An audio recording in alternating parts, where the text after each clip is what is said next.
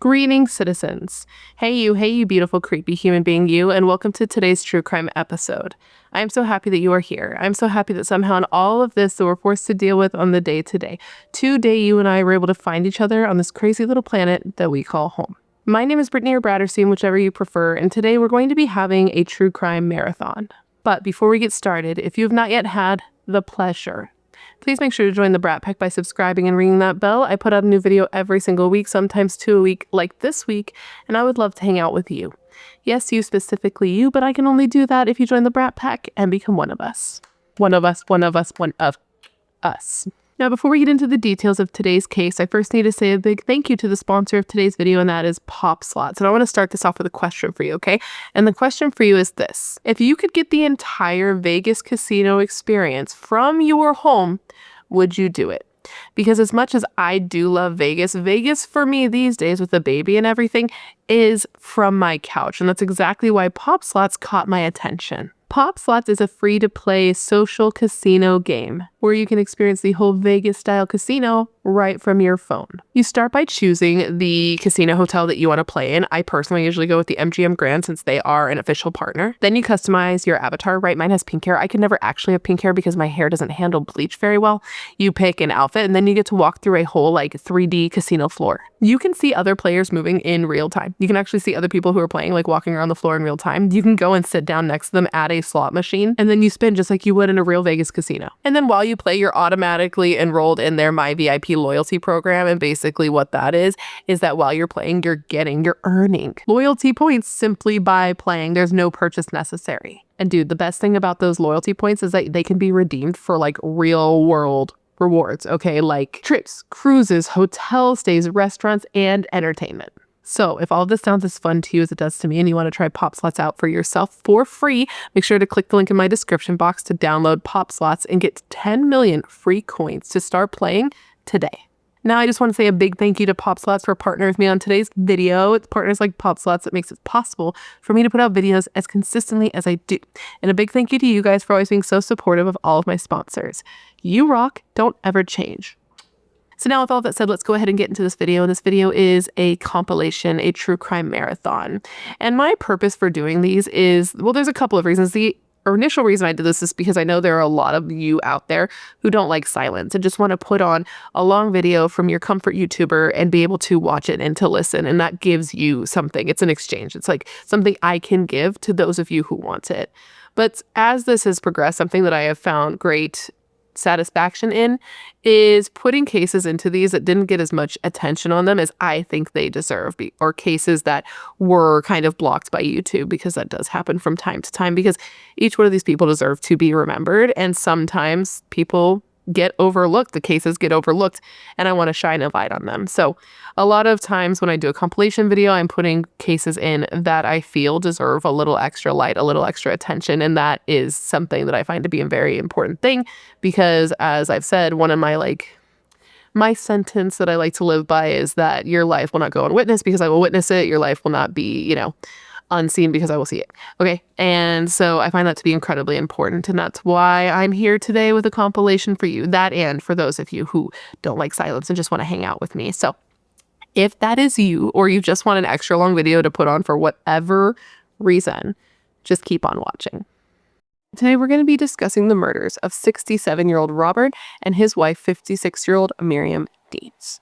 But before we get started, if you've not yet had the pleasure, please make sure to join the Brat Pack by subscribing and ringing that bell. I put out a new video every single week, sometimes 2 a week, and I would love to hang out with you. Yes, you specifically you, but I can only do that if you join the Brat Pack and become one of us. One of us, one of us, one of us.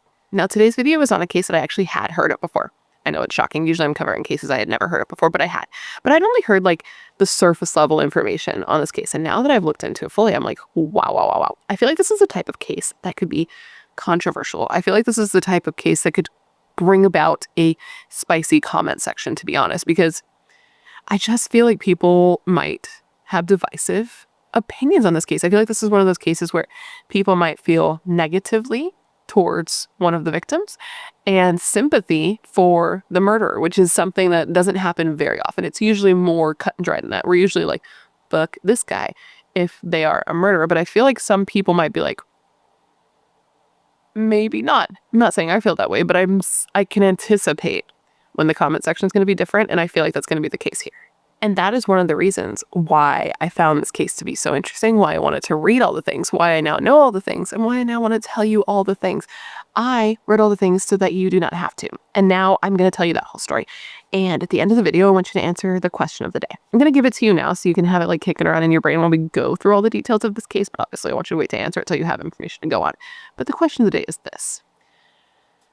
Do you think that the person who murdered Robert and Myriam should have been found guilty of their crimes, for one? And two, do you believe that their sentencing was appropriate?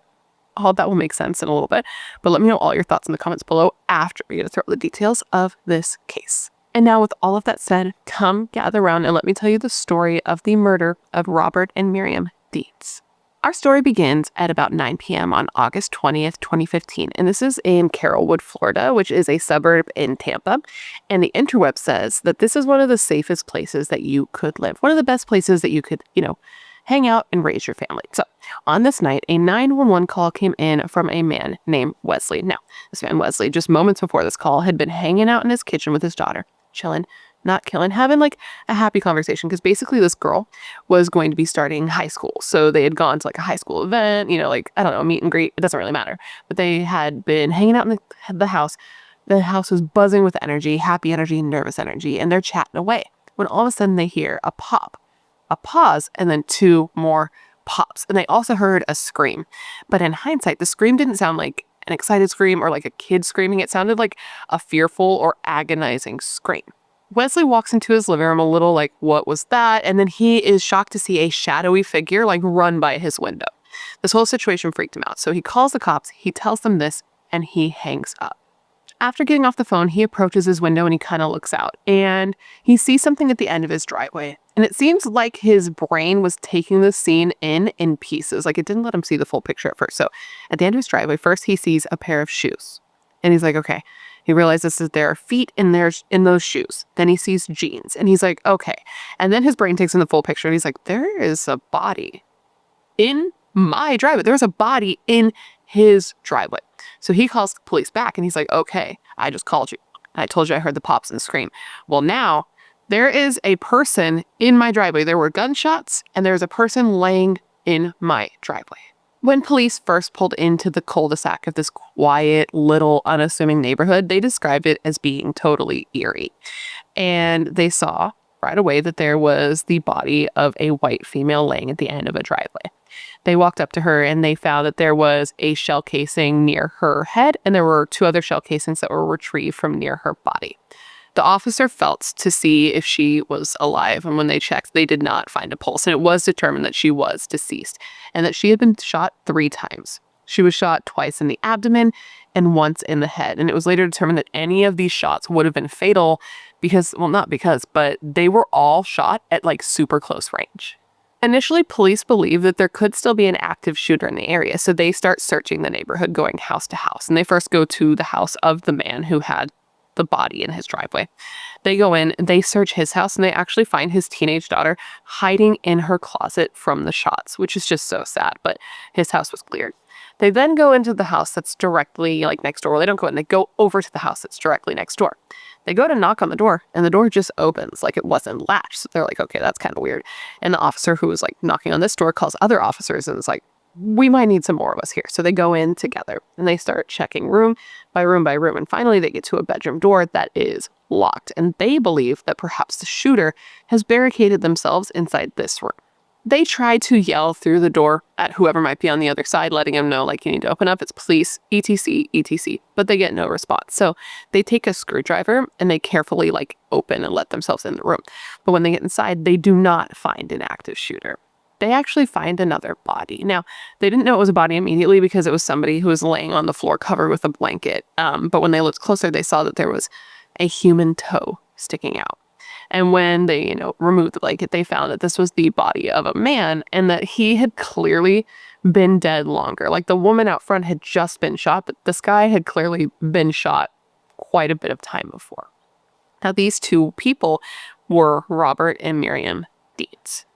Myriam had been a combat nurse and was a captain in the Navy Reserve and had apparently just recently been promoted to captain. And Robert had worked for the government and in law enforcement. He had been an auxiliary police officer with the Chesterfield Police Department for like 12 years before retiring. But now they were murdered, and police needed to figure out who would want these two dead. When the family was first notified that Myriam and Robert were dead, apparently they actually were leaning towards the thought that this was a murder-suicide.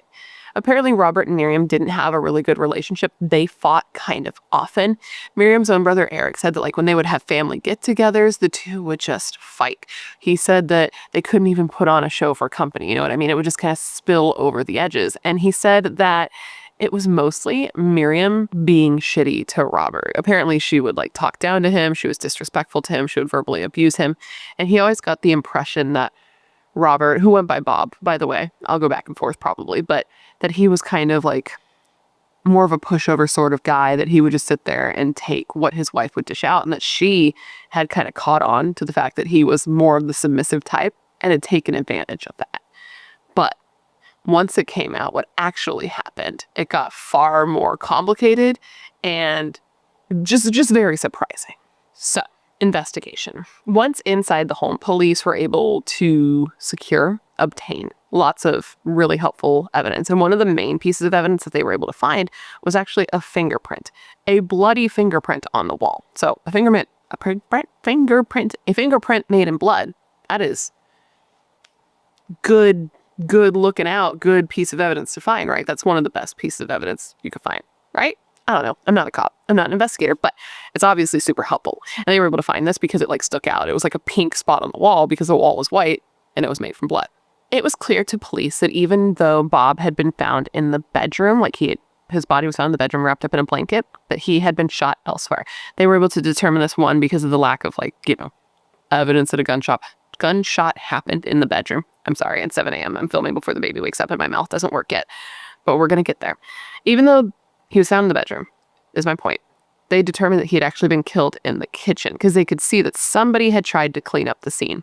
They found a mop and a bucket. They found bleach. They found blood on the bathroom faucet. And they also found, and this part got me, and I don't know why, but they found a blue and white striped golf hat that had been put in the washing machine. And this golf hat had a hole in the back from where he had been shot. Additionally, even though Myriam had been found shot in her neighbor's driveway, they did determine that she had at least come into her home. They found her keys and her purse inside the house, and they also found a receipt with her stuff that was from Jacksonville, which was a couple of hours away, and it was determined that Myriam had actually been on a work trip for the military, on assignment, if you will, and she had been gone, and she just got back. She had been gone for several days. She got back from this trip and was killed on arrival. Police believed from looking at the scene that the murder weapon was actually taken from the home. Somebody didn't come with a weapon. The weapon was taken from inside the house because inside the bedroom, there was a bedside table and the drawer was open. And inside the drawer, there was the case for a small handgun and a magazine. Cool. But the gun was missing. And now that I think about it, I don't think they ever found this either. So police speak to the family members to see if they had any idea who may want to hurt the couple, because they had ruled out the murder-suicide thing, right? Because Bob had been killed a good amount of time before Myriam, so obviously he didn't kill her. So they asked family, do you have any idea who might want to hurt them? And they got some different theories. First, they had talked to Eric, Myriam's brother, and they found out from Eric that Myriam's daughter, Nikki, had told him that her mom had definitely made some enemies at work. There were some people at work that weren't a big fan of her.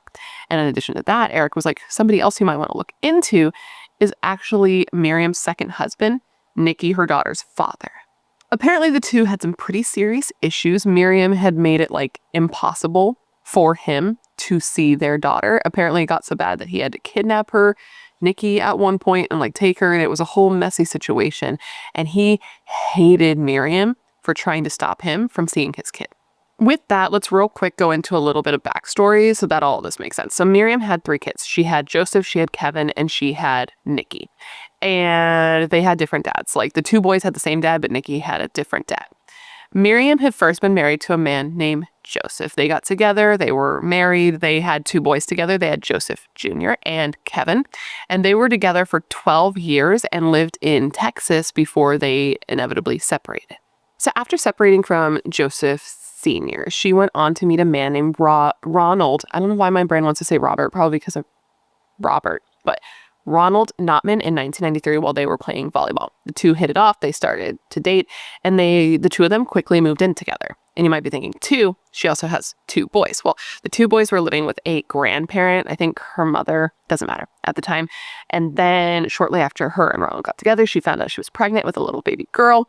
So they got a bigger place, and then the boys were brought back so they could all live together as a happy family. But the relationship didn't last very long because Ronald said that Myriam was abusive. He said that she was verbally abusive, that the two would fight, she would push him, she would hit him, she would punch him in the face and in the head. And on top of that, she waited until after they were living together and pregnant and like in this, little family dynamic to let him know that she was still technically married. And he was like, okay, this is one too many things, ma'am. And he dipped and he left. Now, even though they weren't together anymore, when Myriam went into labor, she did call Ronald so he could be there for his daughter's birth, and he was. And then he was there for like the first year or years. The beginning part of Nicole's life, he was there.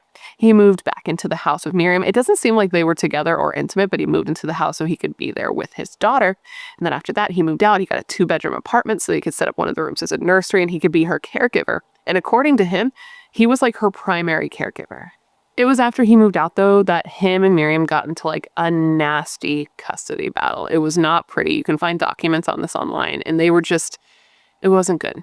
She was claiming that he was abusive, and he says that she was filing like false reports against him. We'll never know. She's not here to talk to about this, but it got real bad. And in the end, Myriam ended up getting full custody of Nicole. So after the age of 4, after she was 4, her father didn't see very much of her at all, and that's because he says that she would not allow it. He did say that over the years he continued to fight for custody of Nicole, but that Myriam didn't want him to have it. She wanted full custody. She didn't want him to have anything to do with her, and she didn't want his family to have anything to do with Nicole. And apparently he didn't. From 1998 until 2015, when Myriam was killed, he had no contact with his daughter at all. He just said that he never gave up on having a relationship with his daughter. This did come into question a bit, though. Like in trial, they were like, well, don't you have another kid from another person that you don't see? And I was like, that's a little rude. Doesn't really matter and isn't super relevant, but that's what was said. So in case you're curious, that's what was going on there. Anyways, after Myriam and Ronald split, she kind of moved around a bit, ending up in Virginia for a while and getting a house. And it was at this point that Joseph Jr. decided he didn't want to live with his mother anymore. He didn't want to go to Virginia. He was happy where he was. He was in high school. He didn't want to move schools. And I guess at this time he was having a little bit of turmoil with his mother. So he ran away. He didn't want to live there. He wanted to live back where he was. So he ran away, and he actually got financial help from his uncle to do so, and ended up moving in with his grandparents so that he could finish off his high school career. And then after finishing high school, he enlisted in the military. The military was like a big thing in this family. So Myriam's son was in the military. Myriam had been in the military, and she had followed her father's footsteps because he had also been in the military. I guess Myriam grew up in a large house with 5 brothers, and it was a military family. Her father, serving time, that's not how you say it. He was in the military, and many of his kids went on to join as well, Myriam and her brothers. And Myriam was described as always wanting to be one of the guys in this way and always wanting to do what her father and brothers did. So she did, and then her sons also did.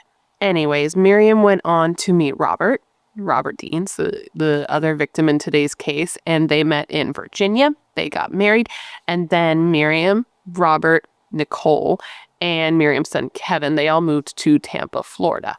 Kevin, got older. He graduated high school. He ended up enlisting in the military, and it's actually really sad because Kevin ended up tragically dying, I believe, in a car crash in 2003, and he was super young, so it was a big tragic event in their family. So now Kevin's gone, and for Myriam's kids, we just have Joseph Jr. and Nikki left. And even though there was a big age gap there, and Joseph had, left the family when Nikki was just 4, the two were still super close. They had a good relationship, and they were the type of siblings that would tell each other everything. Joseph would tell her everything, and Nikki would tell him everything. But anyways, all of that was a long-winded way to say that police were told that they should look into Ronald, Myriam's second husband, Nikki's father. And they were like, yeah, that is definitely somebody we want to look into, but that's not like our main person we want to look into, because they already had somebody they had their sights set on somebody. And that is because Joseph Jr. had contacted police and let them know that he had received a very interesting phone call. He told police that somebody had called him and had confessed to his mother's murder. I know, can you imagine getting that phone call? But anyways, here is what happened. So when Joseph Jr. learned that his mother and Robert had been killed, he was one of the people who thought it was a murder-suicide. He thought that Bob had killed his mother and then killed himself. So when he first learned that they were dead, he called his sister to let her know. But he didn't tell her what happened because he didn't want her to freak out. She was going to be driving and stuff. He didn't want to like put her under any more stress than she needed to be under. So he just told her that there was some sort of accident. After getting off the phone with her, he started arranging his trip because he lives in Washington at this point and he has to now go to Florida. So he arranges that trip, flight, hotel, whatever he needs. And after that, he gets on a phone call. And it's on this phone call that the person confesses to the murder. Now, I'm going to let you go ahead and comment down below who you believe it was real quick. Leave your guess. I'm sure you know, as it's probably in the title. But yeah, dude. It was Nikki. It was his sister, Nicole Notman. So after arranging his trip, he had called Nikki back and they were talking on the phone when all of a sudden she was like, "I'm going to miss you, Joey." And this statement took him aback a little bit. He was like, "What?" And he thought that his sister was so depressed that something had happened to their mother that she might like take her own life. So he was like, what are you talking about? And she's like, "I'm going to miss you, Joey." And he's like, "What? Why are you saying this to me right now?" And she was like, "I shot them." He was like, "Come again?" And she was like, "I shot them." Now keep in mind, this guy is getting this call after coming off a 12-hour shift from, I believe, the Air Force, learning that his mother was dead and his stepfather, then talks to his sister who's admitting to killing them. And shortly before this happened, his biological dad had also killed himself. I cannot even imagine the trauma that this guy's going through. That's just too much for one person. But Nikki said to him, quote, "You can call me a beast, but don't call me a monster." She told her brother that ever since she got home from a trip to London, that her mom had funded, by the way, she had been hearing voices in her head, screaming at her, uncontrollable, high-pitched screaming in her mind. They were stopping her from sleeping and consuming her life. She said that she was sorry that she had to do it, but she wasn't sorry that she did do it. And then she said, like, if she would have just gotten the good news about the dorms earlier, none of this would have happened. Now, you're probably wondering, what is she talking about when she says good news about the dorms? Apparently what happened here is that Nikki had signed up for school, but she had made a mistake when it came to signing up for housing and she didn't sign up in time. So she had nowhere to stay and like her school wasn't close to her home. So she was worried. She was worried that her mom was going to find out and lose it on her. And she was also worried that her mom was going to find out that her grades had been slipping. She had even gone as far as to Photoshop one of her like report cards or whatever to make it seem like her grades were better than they were. So she had a lot of stress on her from that. But we'll get into that more later. Let's get back first into the conversation she was having with her brother. He says that she started whispering to him on the phone, saying like, "I didn't think I could do it, Joey. I didn't think I could do it." And what was chilling to him about these statements is that she sounded like she was proud when she was saying it. Like she didn't think she could do it, but she was proud that she had been able to.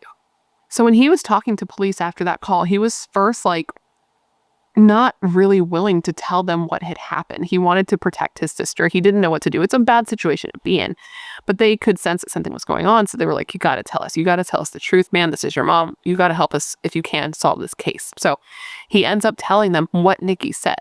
And this is when police really wanted to talk to Nicole. So police obviously want to speak with Nikki. They want to set up an interview with her. They'd like to have a conversation. So they call her and they get her on the phone. They ask her, if she's heard what happened. And she said, yes, that she heard from her uncle what happened. And then they ask her like if she's okay. And she actually says yes. She's like, yeah. And then she realized like, oh, that's not what I should be saying. And she's like, oh, well, like, yes, but no, And then they ask where she is. She said she's on campus and she just seems off. She seems weird. She seems nervous. It's all weird. And like, in one way, if you didn't know what she had done, you'd be like, oh, that's normal. She just found out that her mom and stepfather were murdered, people that she had lived with, people that she knew, people that she presumably loved. But knowing that she had done this, she was probably scared shitless. And it also turns out that she told police she was on campus, but she wasn't actually there. So she was probably also stalling a little bit. Anyways, the officer tells her, like, I really need you to get to your dorm because I need to meet up with you and have a conversation. Where is your dorm? And she's like, you know what? Give me like a sec. Can I call you right back? I don't know the address. I need to figure out the address. And they're like, sure, I'll let you go, but you have to call me right back because we need to figure the situation out. And so they hang up and she doesn't call back, as I'm sure you can imagine. So the officer calls her over and over, but she doesn't answer the phone. So the cop calls her uncle and was like, listen, I'm trying to get a hold of Nikki. Seems like she's evading me. I don't know what's going on. So the uncle's like, okay. And they do like a 3-way call, like back in the day, you remember, where one's quiet and pretends they're not there, like in high school, junior high. I don't know when people did this, but you remember what I'm talking about if you're my age or probably older. I don't know. Anyways, they call her and Uncle Eric is like, listen, Nikki, what is going on? The police seem to think you were involved. They say they can't get a hold of you. And she was quickly like, I was here. Like I was at school. Like I didn't do it. I was at school. And he responds like, oh, you didn't leave at all? Because he had heard that she had like from, I think, a grandma that she had. And she was like, no, I was here the whole time. And then the conversation kind of gets steered to like, okay, well, what do you think happened? Like, who do you think could have been responsible? What do you think like happened to your mom? And this is when she tells her uncle like, you know, the thing is my mom a lot of people didn't like her. She had a lot more enemies than you might think. And he was like, well, who do you think might have done it? And she told him like, well, she was having problems with people at work and her and Bob were also fighting a lot. He then told her like, okay, you need to call the cops though, because they're trying to get a hold of you. And then he's like, listen, I don't want to believe it, but they're making it seem like you were involved. You weren't, right? And she's like, no. And he's like, are you sure? And she's like, yes, I'm sure. And he's like, okay, fine. Then just call them and get this sorted then so we can move on with our lives and move on with the investigation. So she does. She calls the officer and she tells him like, hey, sorry, here's my address to my dorm, etc. And he's like, cool. You go there. I'm going to fly over to you. I will meet you at your dorm in about 2 hours. And then she asked him like a question that just took him aback, which was a little bit weird to him, which was like, can I eat? And he was like, can you eat? Like what? And she's like, yeah, does it look bad? Like, would it look bad that I wanted to go get something to eat? Like, is it selfish that I want to go get something to eat? And he's like, no, it doesn't look selfish and it doesn't look bad. What looked bad was you not calling me back, quite frankly. What was also suspicious besides that and, you know, the confession was something else that they knew that they didn't tell her that they knew. And that's that she had told her uncle on the phone and then later told the officers that she had been at the college dorms the last day or two. But one of the neighbors, it was actually, I believe, the daughter of the man who called to 911 in the first place, like where the, you know, Myriam was in his driveway, his daughter had actually seen Nikki at her mother's house the day of the murder, like earlier in the day. So clearly she had been at college the entire time, but she didn't know that they knew this at this point. Anyways, police finally sit down with Nikki in her dorm room and they do all the things. They take a DNA swab from her cheek. And once they got a search warrant, they search the dorm, all that jazz. So they start to question her, right? And what's super weird is that shortly into them questioning her, she steers the conversation to a fairy tale called The Snow Queen. And I'm not familiar with this fairy tale, but it's something about like, there's a mirror. And if you look into the mirror, it makes the world look ugly. And then the mirror breaks. I don't know anything about it, except for that it is what inspired the movie Frozen, which again is something that I have not seen. Thankfully, I have not seen all of Frozen. I've definitely seen part of it. I have a niece, but I haven't seen all of it. I did enjoy that little ditty though about the snowman who wished that it was summer, not realizing that he would literally cease to exist. That was cute. And I know that there is ice, and there are sisters. And that if you wear gloves in a Disney movie, you are considered evil or may be evil. This is what I know. Anyways, she tells this story about the Snow Queen, which is super weird. But it turns out that she was like obsessed with Elsa, which is the main character in Frozen. I'm sure you guys know that, but she was like obsessed with Elsa. She like bought all the Elsa things. She would buy like pencils and shit for school. Like in college, she would buy like Elsa themed things. She took being a Disney adult to the next level, man. And she said that she like escaped into a fantasy world where she saw herself in this character Elsa.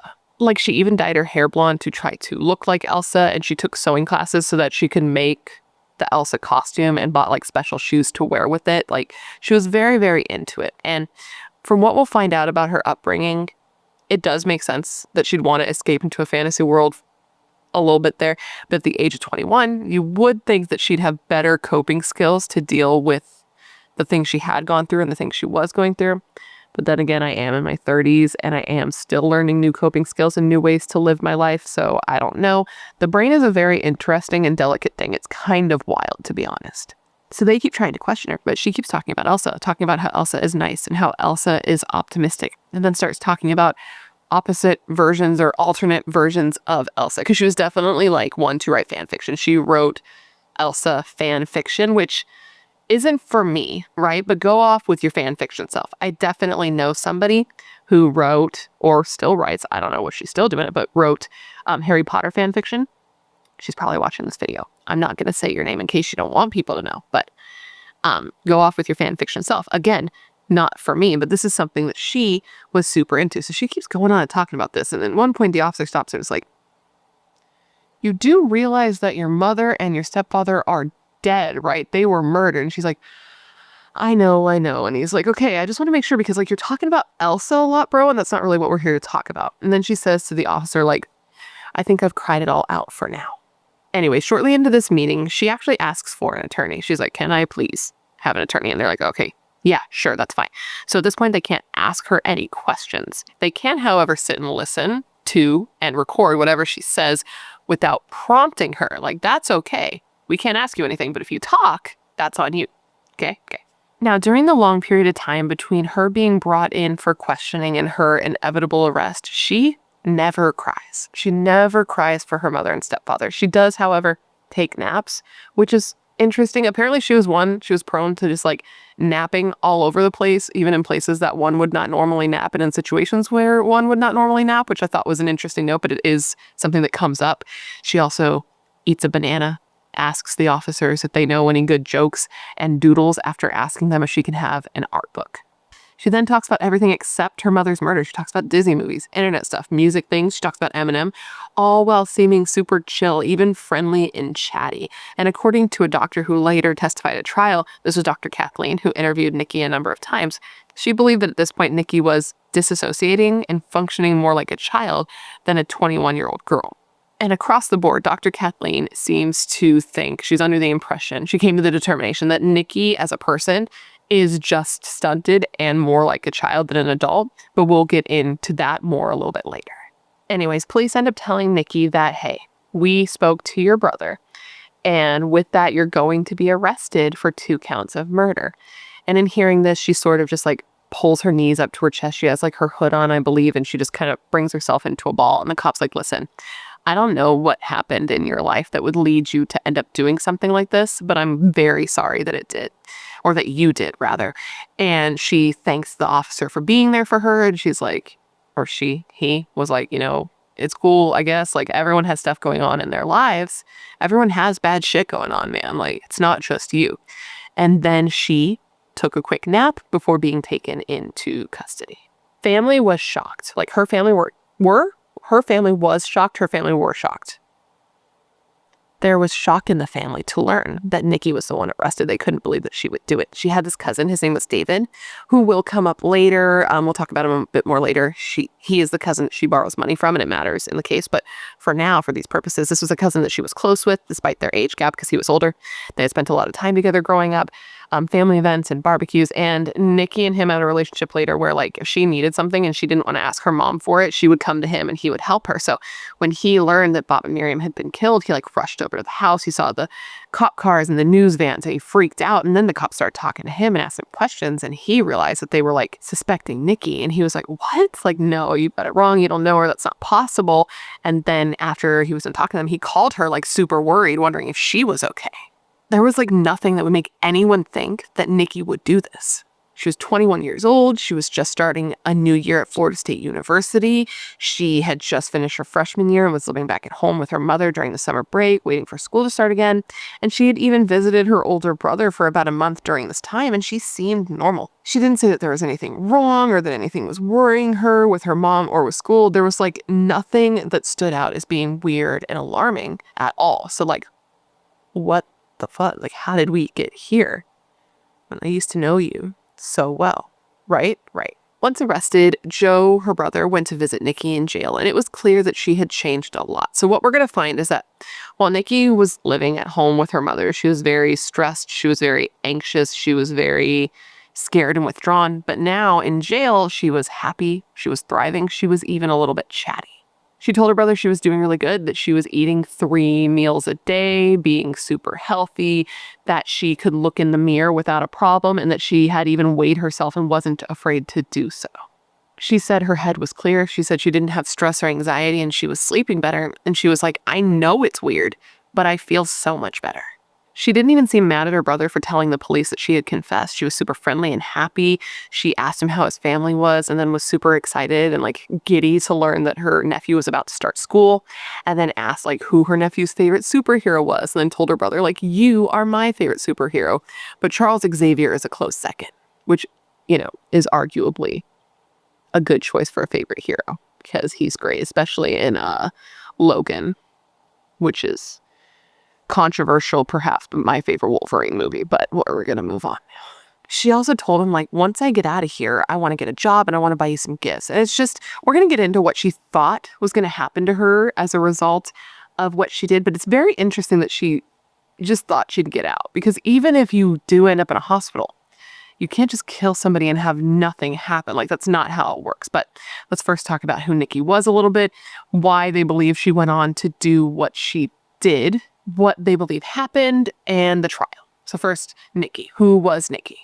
So Nicole Jean Notman was born February 11th, 1994 to her parents Myriam and Ronald, as we know, and she was raised primarily by her mother, at least for the years that were formidable. I mean, it could be argued the first few years are most formidable, but you know, the years she'd remember. Now, how she was as a child is a little bit fuzzy, because some reports say that she was super happy and always laughing and smiling, singing and dancing in public, but then other reports say that she had some issues, like she wasn't potty trained and couldn't really talk until after she was 3 years old. It was also reported that she struggled in school because she had emotional issues, disorganized thoughts, and lacked focus. She also could have struggled because her family moved around so much. She went to 13 different schools before graduating from Sickles High School in Tampa.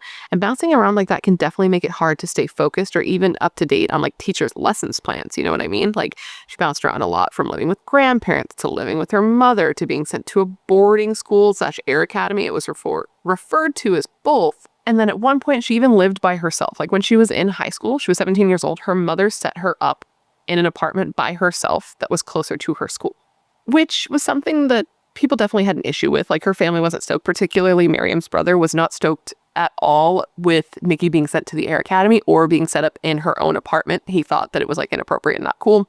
And he also said that it was after coming back from the Air Academy that Nikki just seemed like a totally different person. He said she seemed depressed and like her personality had changed. Like, before that, she had been really what he called girly. She had been happy. She liked to wear dresses and do her hair and do her makeup. But when she came back, she didn't have any interest in that. She didn't seem to care at all about her personal appearance or even her hygiene. Like, this is something that was reported a lot. And that was that Nikki didn't shower regularly, didn't wear deodorant, and didn't wash her clothes. Once she was in college, her roommate noticed this. This was something that was like, it stood out, you know, because she was a bit smelly. I guess what she would do is she would wear this like long windbreaker jacket over jeans, like this oversized jacket over jeans every single day, even when it got super hot outside. So she'd get hot. So she'd get sweaty and she didn't wear deodorant. So like, it was a notable situation. And the roommate would even go as far as like taking her clothes and washing them for her because Nikki just didn't seem to take care of herself. Now, it turns out part of the reason why she did this, not part of the reason why she didn't shower or wash her clothes, I couldn't tell you why that didn't happen, but part of the reason that she wore this windbreaker like over her, even in the summer, is that Nikki was very insecure. She had really poor body image issues. Like, she would try actively not to ever look at herself in the mirror, and she would refuse to go on outings with her friend because it involved wearing a bathing suit. Like, she was going to go somewhere and her friend's like, oh, we're going to be, you know, by the water in bathing suit. And she's like, okay, yeah, I'm definitely not going. And like, even when she was younger and would trick or treat, she'd request fruits and vegetables instead of candy because she was trying to stay thin.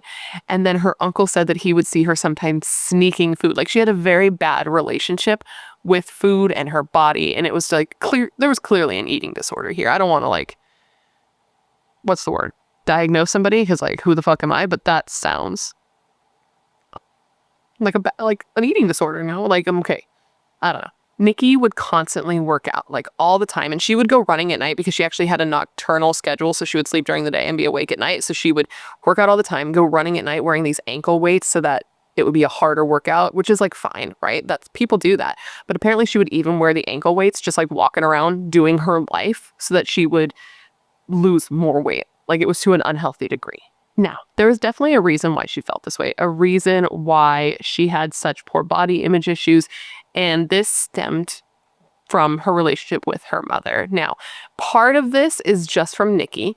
So we can't corroborate it because, you know, it's just coming from Nikki's mouth. But some of it is corroborated through both witness testimony, people who saw it, and from text messages between Nikki and her mother. So it's safe to say Nikki and Myriam had a very bad relationship. Myriam was said to be an overbearing mother. She had strong opinions on Nikki, how Nikki should be as a person, what her future should look like. And she wasn't quiet about these opinions. She was said to be not suggesting, but demanding. Like, for example, she wasn't happy about the major that Nikki had chosen in college. She had chosen history, so she actually made her change her major to public relations. And when people would ask Nikki why she did this, she said, like, there was no future in history, which is truly quite the statement. She also forced Nikki to take ROTC, probably because, you know, ROTC is military adjacent, and Myriam had been in the military, and that was a big thing, so she probably wanted Nikki to be more like her.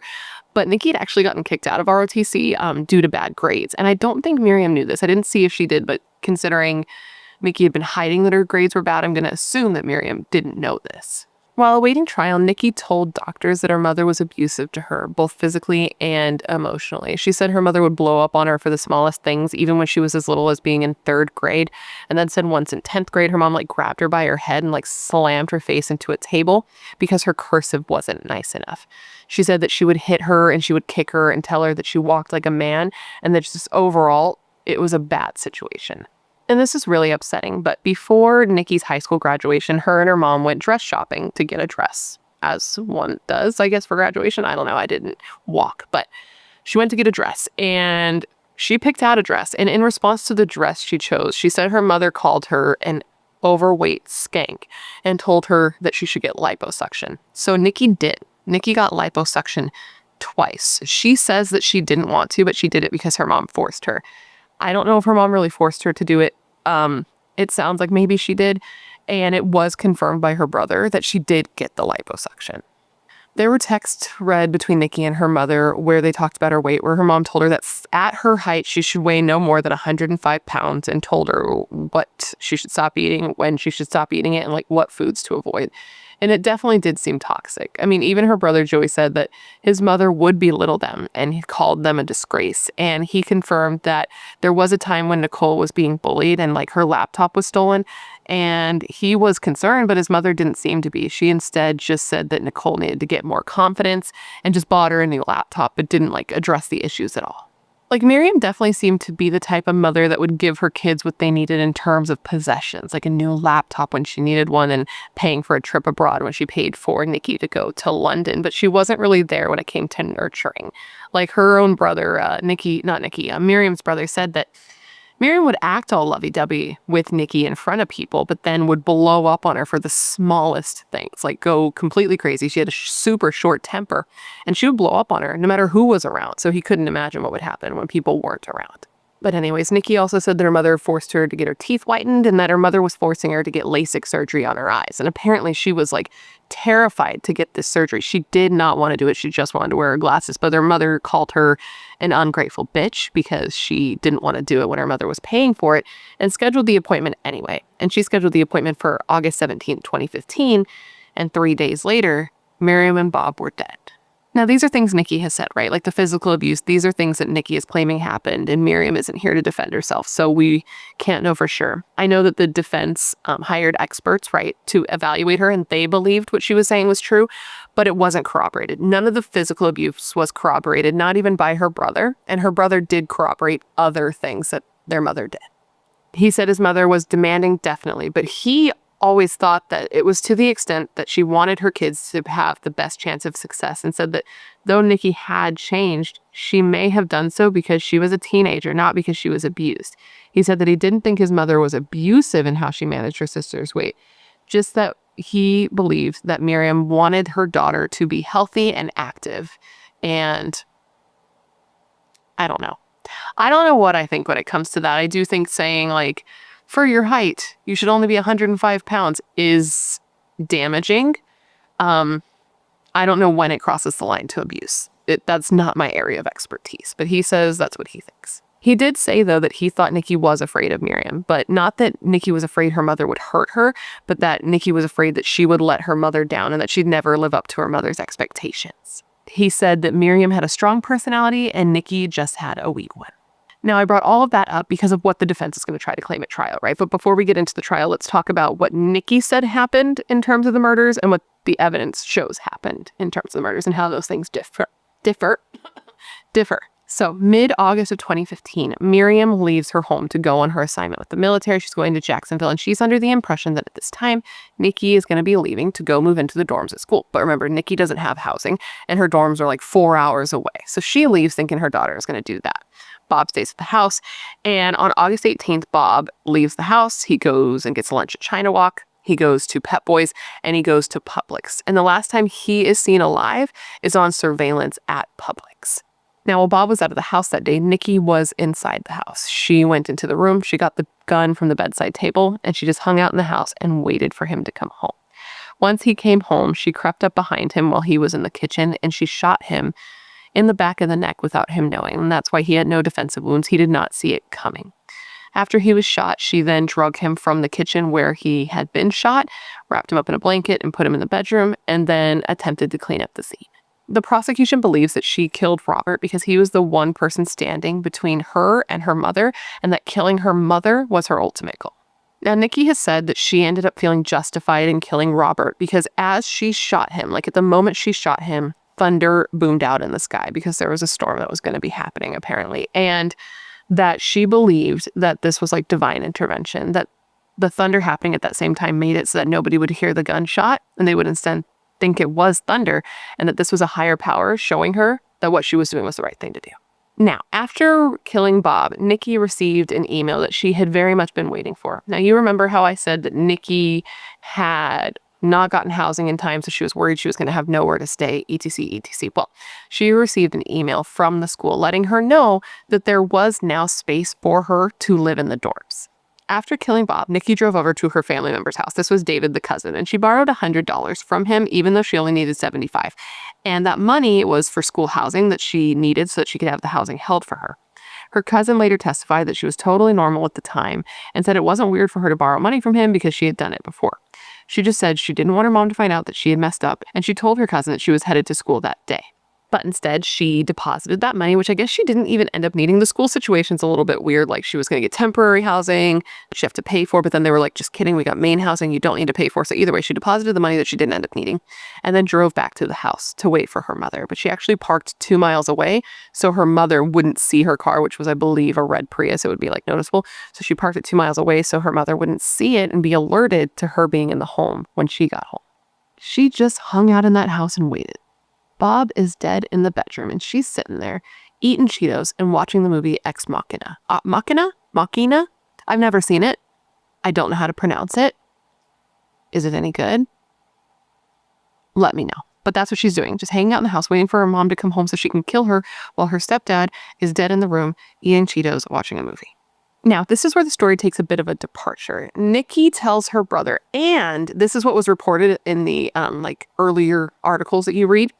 Nikki said that after killing Bob, she actually went to the college, that she was at the college and she was walking around being collegiate, as one does. And as she was walking, she saw posters on the wall, like motivational posters, you know, the ones. The cat's hanging from the tree, hang in there.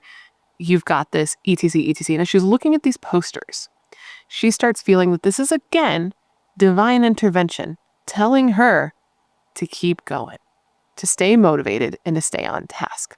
So she says that she then drove back to the house and that she then waited to kill her mom. But after she was arrested, they looked into her GPS, right? Because I believe it was on her car, I think. They looked into her GPS and she never even went back to the school. She didn't. She just got the money from her cousin and then went back and waited for her mom so she could kill her. And during this time, she even talked to her mother, like on the phone. It's just, I don't understand why that part of the story is included, if she really believes that she did that, or if she thought it would. I don't get it at all, but that's what she said. But according to the evidence, she never went back to the school. So I don't know why she would say that. It's just so creepy, dude, because she's talking to her mom, telling her mom that she's at school, but really she's hanging out in her mom's house, waiting for her mom to come home so she can kill her while Bob is dead in the other room. And her mother is probably coming home worried, okay? Because she had been trying to get a hold of Bob. She had been calling Bob. She even emailed Bob to try to get a hold of him and had been unable. So I can only imagine that she was worried that something was wrong with him. And apparently Nikki knew that her mom had been trying to get a hold of Bob and probably didn't want her mom to be suspicious because she tried to get into Bob's email so that she could write Myriam back. She even searched on her phone, which was an Android with a broken screen, by the way. And I don't know why that part stuck out to me, but it just did, because it's relatable. Not that I have an Android. It was an Android with a broken screen, is the point. And she searched on there, like, how to get into somebody's Yahoo email. Okay, so she was trying to get in there so that she could respond to her mom, so her mom wouldn't be worried. And speaking of this phone, by the way, after she was arrested, they searched this phone, as they do, and they found that she was also Googling, like, lyrics about getting away with murder and searching, like, dropping out of college. Anyways, Myriam came home, and Nikki says at this point she actually got cold feet, and she wasn't sure that she wanted to go through with this anymore, and she wasn't going to. So she says that she was going to jump out of a window, and she was trying to properly plan this jump so she could jump out without her mom seeing her jumping out, so she wouldn't be outside or inside at the same time that Myriam was. But she mistimed this jump. So Myriam saw her and was just like, Nikki, like, what the fuck are you doing here? She says at this point she blacked out and doesn't remember what happened. But what really happened is she shot her mother 3 times. And she says she doesn't remember, but she also says that at that moment, the clouds parted and she saw this, so she knew it was the right thing to do. So did she black out and not remember, or did the clouds part and tell her it was the right thing to do? She then got in her car and headed to the school, getting rid of the gun along the way. She got to the campus, she started moving into her, the place she was going to be staying or whatever, and she met the girl who was going to be staying there with her. And the girl later testified that she seemed sweaty and she seemed nervous and that she was, like, alone. And that the girl even asked her, like, hey, like, do you have anybody to help you move in? Because, like, everybody's there with their parents moving in. People don't tend to just move in by themselves. And she told the girl, like, oh yeah, don't you worry about me. My dad's downstairs. He's helping me. But we know this wasn't true because her bio dad wasn't in the picture and she had murdered Bob. Now, a couple other things that Nikki told this girl that were kind of strange and, like, stuck out to her at least is that first she told her that her mom had been in, like, a really bad car accident and was in the hospital. Like, that's really messed up, to try to explain why she might be sweaty and nervous, right? That kind of thing. But also another thing she said, and this one is what really stuck out to me, is Nikki, asked this girl, was like, hey, the sentence is not going well, but she told this girl, like, hey, if anyone asks you when I got here, can you tell them I got here yesterday instead of today? Which I'm like, bro, this girl doesn't know you. Why would she ever, like, lie to you? Especially because the people that are probably going to come asking questions are, like, police. That's a bold question. And this girl at the time was like, that's a fucking weird thing. Nobody has ever asked me to do something like this. But she didn't put 2 and 2 together until, like, later, obviously. Nikki really tried, man. I'll give her that. She really wanted people to believe that she had been at school when the murders happened and, like, been at school the day before. But it was so clearly not true. Like, for example, one, her student ID hadn't been used in, like, a week. Like, and it wasn't used again until after the murders. Her neighbor had seen Nikki at the house the day of the murder. She had been seen there. She had asked her roommate, as I just said, to lie for her and say she had been there a day before. And, like, did she really think that this person was just going to lie to police? Like, I don't know how she thought an investigation was going to work. They just had so much evidence against her. They had all of that I just mentioned. And on top of that, you remember that bloody fingerprint? Bloody fingerprint that was at the scene? That was confirmed to be Nikki's fingerprint. And I found this to be really funny. It was just ridiculous. The defense was like, well, anyone who lives there could have their fingerprint at the scene. That's just normal. And I'm like, yes, that is true. But generally speaking, it's not in blood after a murder. Like, come on. Do you think we are dumb? Do you think we are dumb? God. Anyways, I don't think I mentioned this, but Nikki was arrested and she pled not guilty to both murders. And initially they were actually thinking about going for the death penalty in this case, but they did decide against it. And I do think that was a very good move because it would be very difficult to get a jury to sentence a young girl to death just in general. Just think about it. That's just how it goes. You've seen how women are treated differently when it comes to these sorts of cases. And then think of a woman who's young. She's only 25 by the time the trial starts. So, like, she's a young girl. You're trying to get people to put her to death. And it's like a controversial case where it's not so black and white. You know what I mean? With her mental health and stuff. So I think it was the right move because this could have very easily gone a different way. Because think about it. Think about Casey Anthony. I always think about Casey Anthony when I'm like, you went after the wrong thing, bro. Because they went after the death penalty with Casey Anthony, if I remember correctly.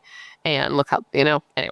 So it took years for the trial to begin, but it finally did when she was 25 years old. And initially, her attorney, the defense, was trying to have the murders tried separately because technically speaking, they were separate murders. They even happened on separate days. And at first, the judge was inclined to agree. But the prosecution was like, listen, this doesn't make sense. This is not going to work for us to do our jobs, because some very compelling evidence, like the confession, for example, they wouldn't be able to hear in its entirety, because in the confession, she says, I shot them. She says, I killed both of them. So how are we going to do this? And after some, consideration, the judge agreed, and the murders were going to be tried together. Now, there was a minute during the trial where there was a little bit of a buzz that there was going to be a mistrial. And this was because three of the witnesses had been said to have perhaps been tainted, that they had either seen something in the media about the trial or had watched the live stream of the trial, and that is a problem. So these witnesses were brought before the judge, so the judge could be like, what's up? Did you see something? Did you say something? Did you watch anything? What do you know? And one of the jurors was like, well, I did see a news report, but it was just a report of them reporting how long jury selection was taking, but that was it. And another one of the witnesses said that they had sent the link to the live stream to their parents to watch, but they had not watched it themselves. And after the judge spoke to them, these three witnesses were cleared to testify. Now, the defense did what they could with what they had. They wanted to make it seem like Nicole was suffering from battered child syndrome, and so she killed her mother because she felt like she had to. But that didn't explain why she had killed Bob.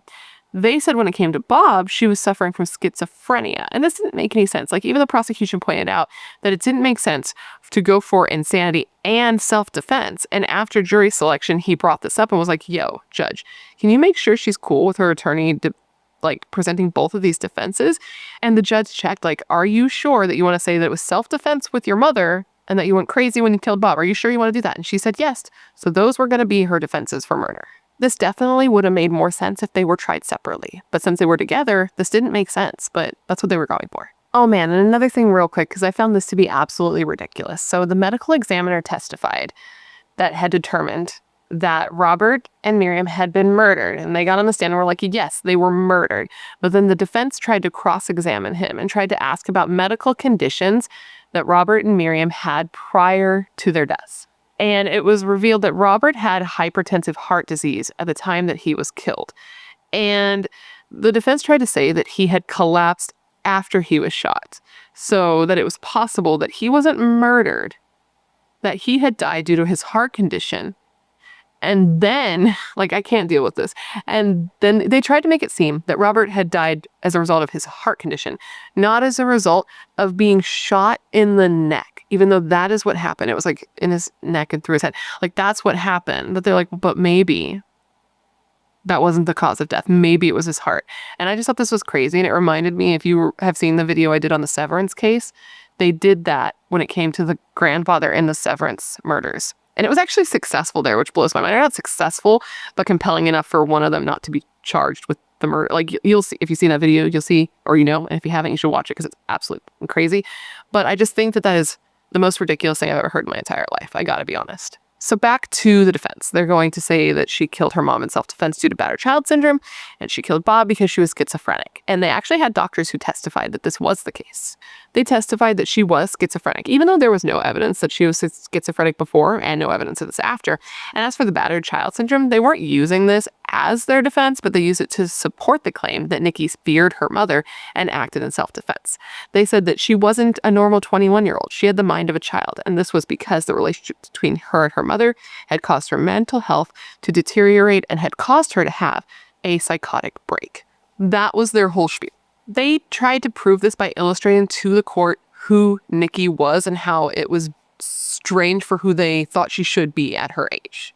They showed that Nikki was a 21-year-old college student who seemed to be younger in her mind and definitely had younger interests. She loved anime and the Disney movie Frozen and was obsessed with Elsa. She slept all day and stayed up all night, escaping into a fantasy world on her computer, writing fan fiction and horror stories around Elsa, and spent a lot of time on Tumblr. She was unkempt. She didn't wear clothes that matched or fit her. She didn't shower, do her hair, do her makeup. She wore multiple layers of clothing even when it was hot outside. She literally didn't even own bed sheets. She slept on a bare mattress. And she was kind of a slob. She didn't make her roommate feel comfortable. She would stare at her and make her feel like she was watched at night. And she didn't act the way people would expect a 21-year-old to act in terms of social cues and what is acceptable, right? What is socially acceptable in life for your age and where you are. And they say this is because of Myriam. People said Nikki dreaded being around her mother. And Myriam's own brother said that their relationship, his and Myriam's relationship, was very strained. And this was in part, like a large part, was because of how Myriam treated Nikki. He said she wasn't good to Nikki, that Nikki seemed uncared for, that even at 21 years old, she didn't know how to even take care of herself or care to take care of herself, and he blamed Myriam for this. He said he believed that Myriam had brainwashed Nikki to the point that she couldn't even take care of herself or think for herself. He also told a story about one time taking Nikki to a mall. He said he took her to the mall, and at one point she ran off. So he actually called Myriam and was like, hey, Nikki ran off. Did she go to you? Because I feel like Myriam must have been in the same mall or the mall was nearby, but it wasn't clear. But is Nikki with you? And she said, no, but I'm on my way. I'll be right there. So he ends up finding Nikki. And he tells Nikki, oh, I called your mom's on her way, da-da-da-da. And he says that Nikki was hysterical, started crying so hard and was like, please don't make me go home with her. Now, a doctor ended up testifying for the defense at trial. And this was a doctor that was like an expert, so to speak, on kids that killed their parents. This is a doctor who interviewed Nikki several times after she was arrested. This was the same doctor who said that Nikki suffered from battered child syndrome. And this doctor said that Nikki grew up just completely defeated by her mother, but unable to stand up for her. And said that Nikki had learned throughout her years that the best thing she could do is just do exactly what her mother said and what her mother wanted without any sort of confrontation. Just do it blindly and do not say anything.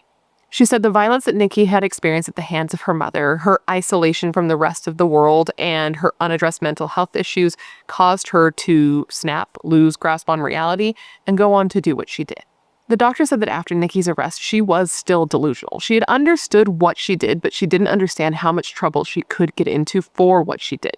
She said that Nikki had given her a list of 4 possible things that she believed could happen to her as a result of what she did. These are things that she thought could be her punishments for committing 2 premeditated murders. 1, she would be tortured for a certain number of hours. 2, she would be banished from the state of Florida. 3, she'd have to give her earnings for a certain number of years to the charity of the jury's choice. Or 4, she'd have to keep a journal of her behavior while living out of state for a certain number of years so the courts could see that she was a good kid, and once that was determined, she could be released without supervision so that she could do good for others. She also stated that she didn't want any of the money that belonged to her mother, any money that would be due to her after her mother's death. She didn't want any of it. Her brother could have it all. And when you look at all of this, it really does show that she didn't seem to understand the repercussions for her actions, at all. She had a very weird sense of what would happen based on what she did. Now, as for the battered child syndrome, the prosecution had 2 things to say. 1 was just no, that's not what's going on. And 2, they said that the doctor who had determined she had battered child syndrome was using methods to make this determination that no one in the mental health field used. She was basically you're using a weird way to come to this conclusion, so I'm going to call bullshit on that. The prosecution's expert went through a multitude of tests trying to see if she did, in fact, suffer from schizophrenia. And after going over and over so many questions with her, the expert determined that no, Nikki did not. She even got Nikki to say that, she believed her mother was going to kill her, and if she didn't want to kill her before, now that she saw that Nikki had killed Bob, she would definitely want to, and would be justified in doing so because Nikki had killed her partner. So this showed to her that Nikki had a sound mind at the time of the murder and had a sound mind now. That reasoning made sense. She also pointed out that Nikki was clearly aware that she had done something wrong. She was clearly aware that there were going to be repercussions for her actions, and that's why she lied over and over and over. She knew she needed to lie so she wouldn't get in trouble. And when it came to the abuse that Nikki said that she sustained at the hands of her mother, the prosecution had Nikki's brother, who didn't seem to think his mom was abusive, just demanding. And they brought up people who saw Nikki interact with her mother, like her roommates in college and her friends.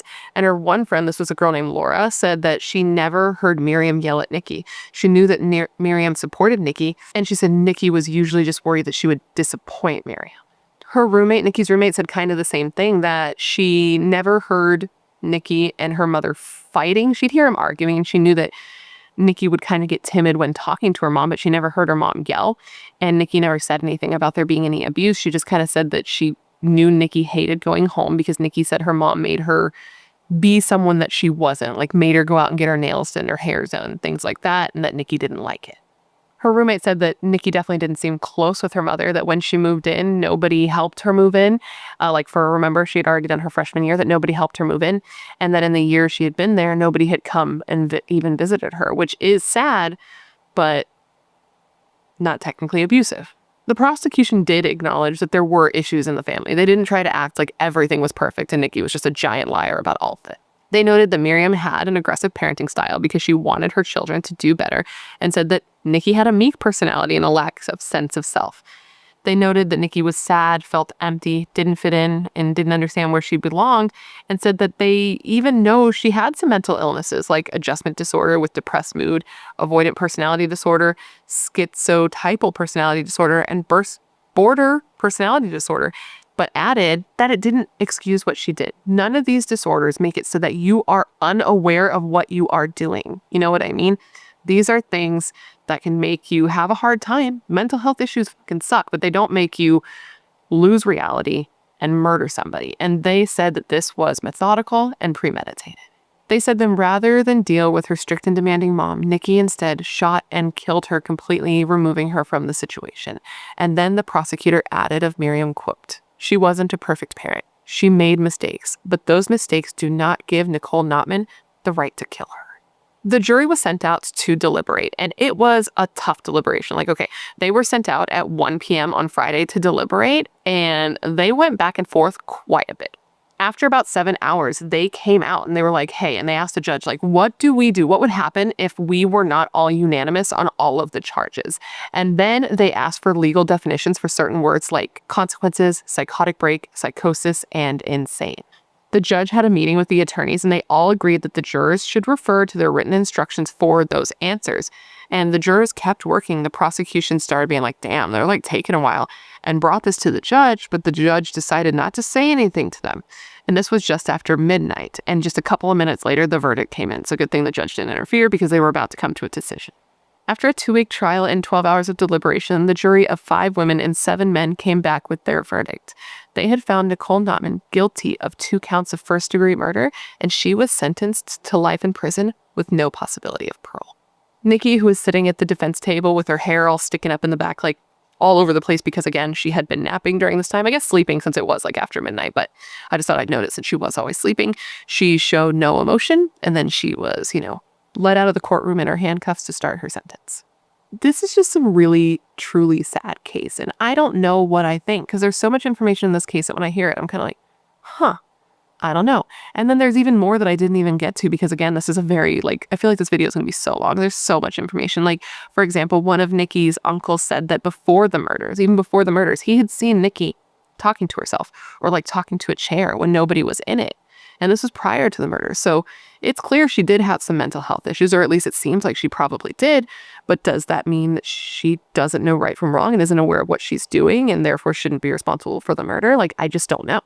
It just seems so avoidable. There's so many places where I feel like it could have been stopped. Like, for example, I didn't even mention this. A week before the murders, Myriam had come into Nikki's room and seen her with a bunch of pills and a gun.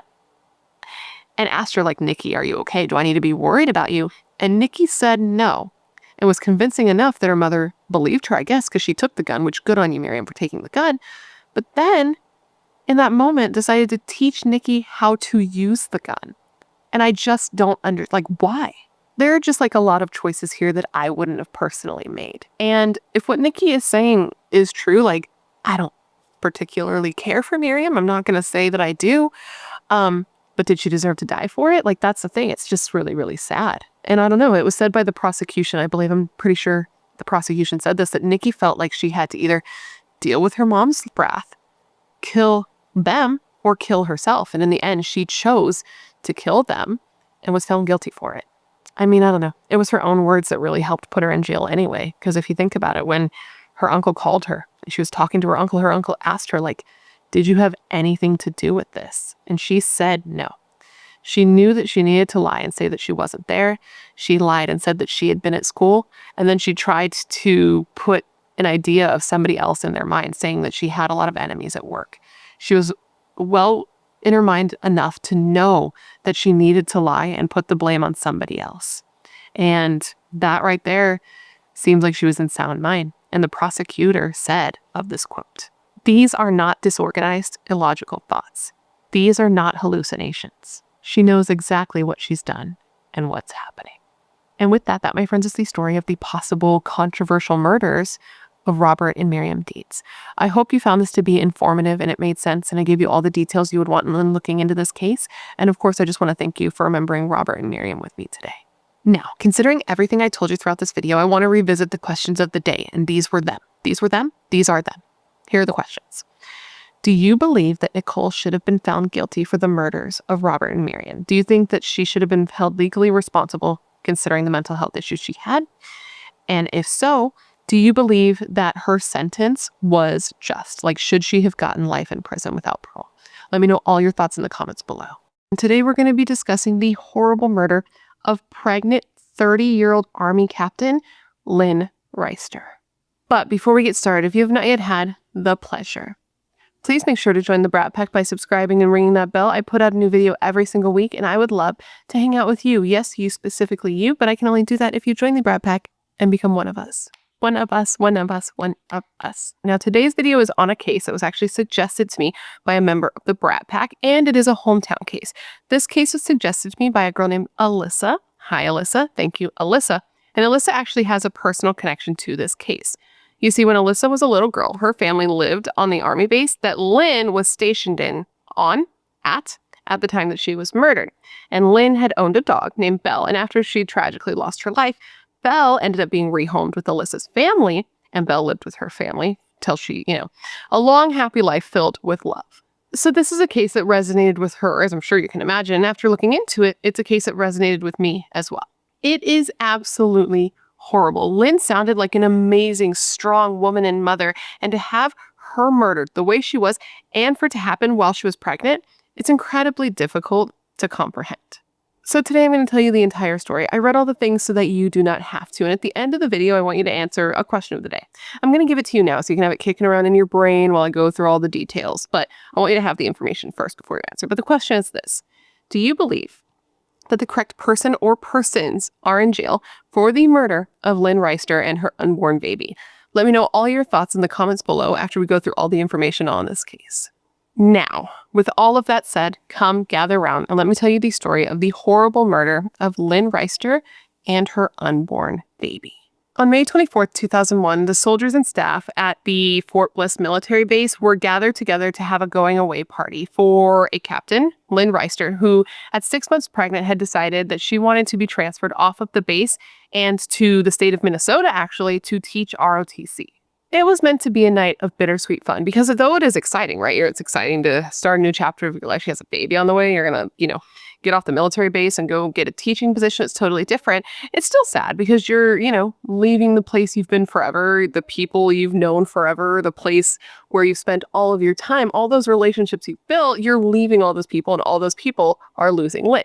It was very hard for the people who knew Lynn to see that she was leaving. She was the type of person who inspired a lot of people and really impacted their lives, so much so that at the party, a plaque was going to be revealed for her. It was a plaque that was commemorating all the contributions she made while in the Army.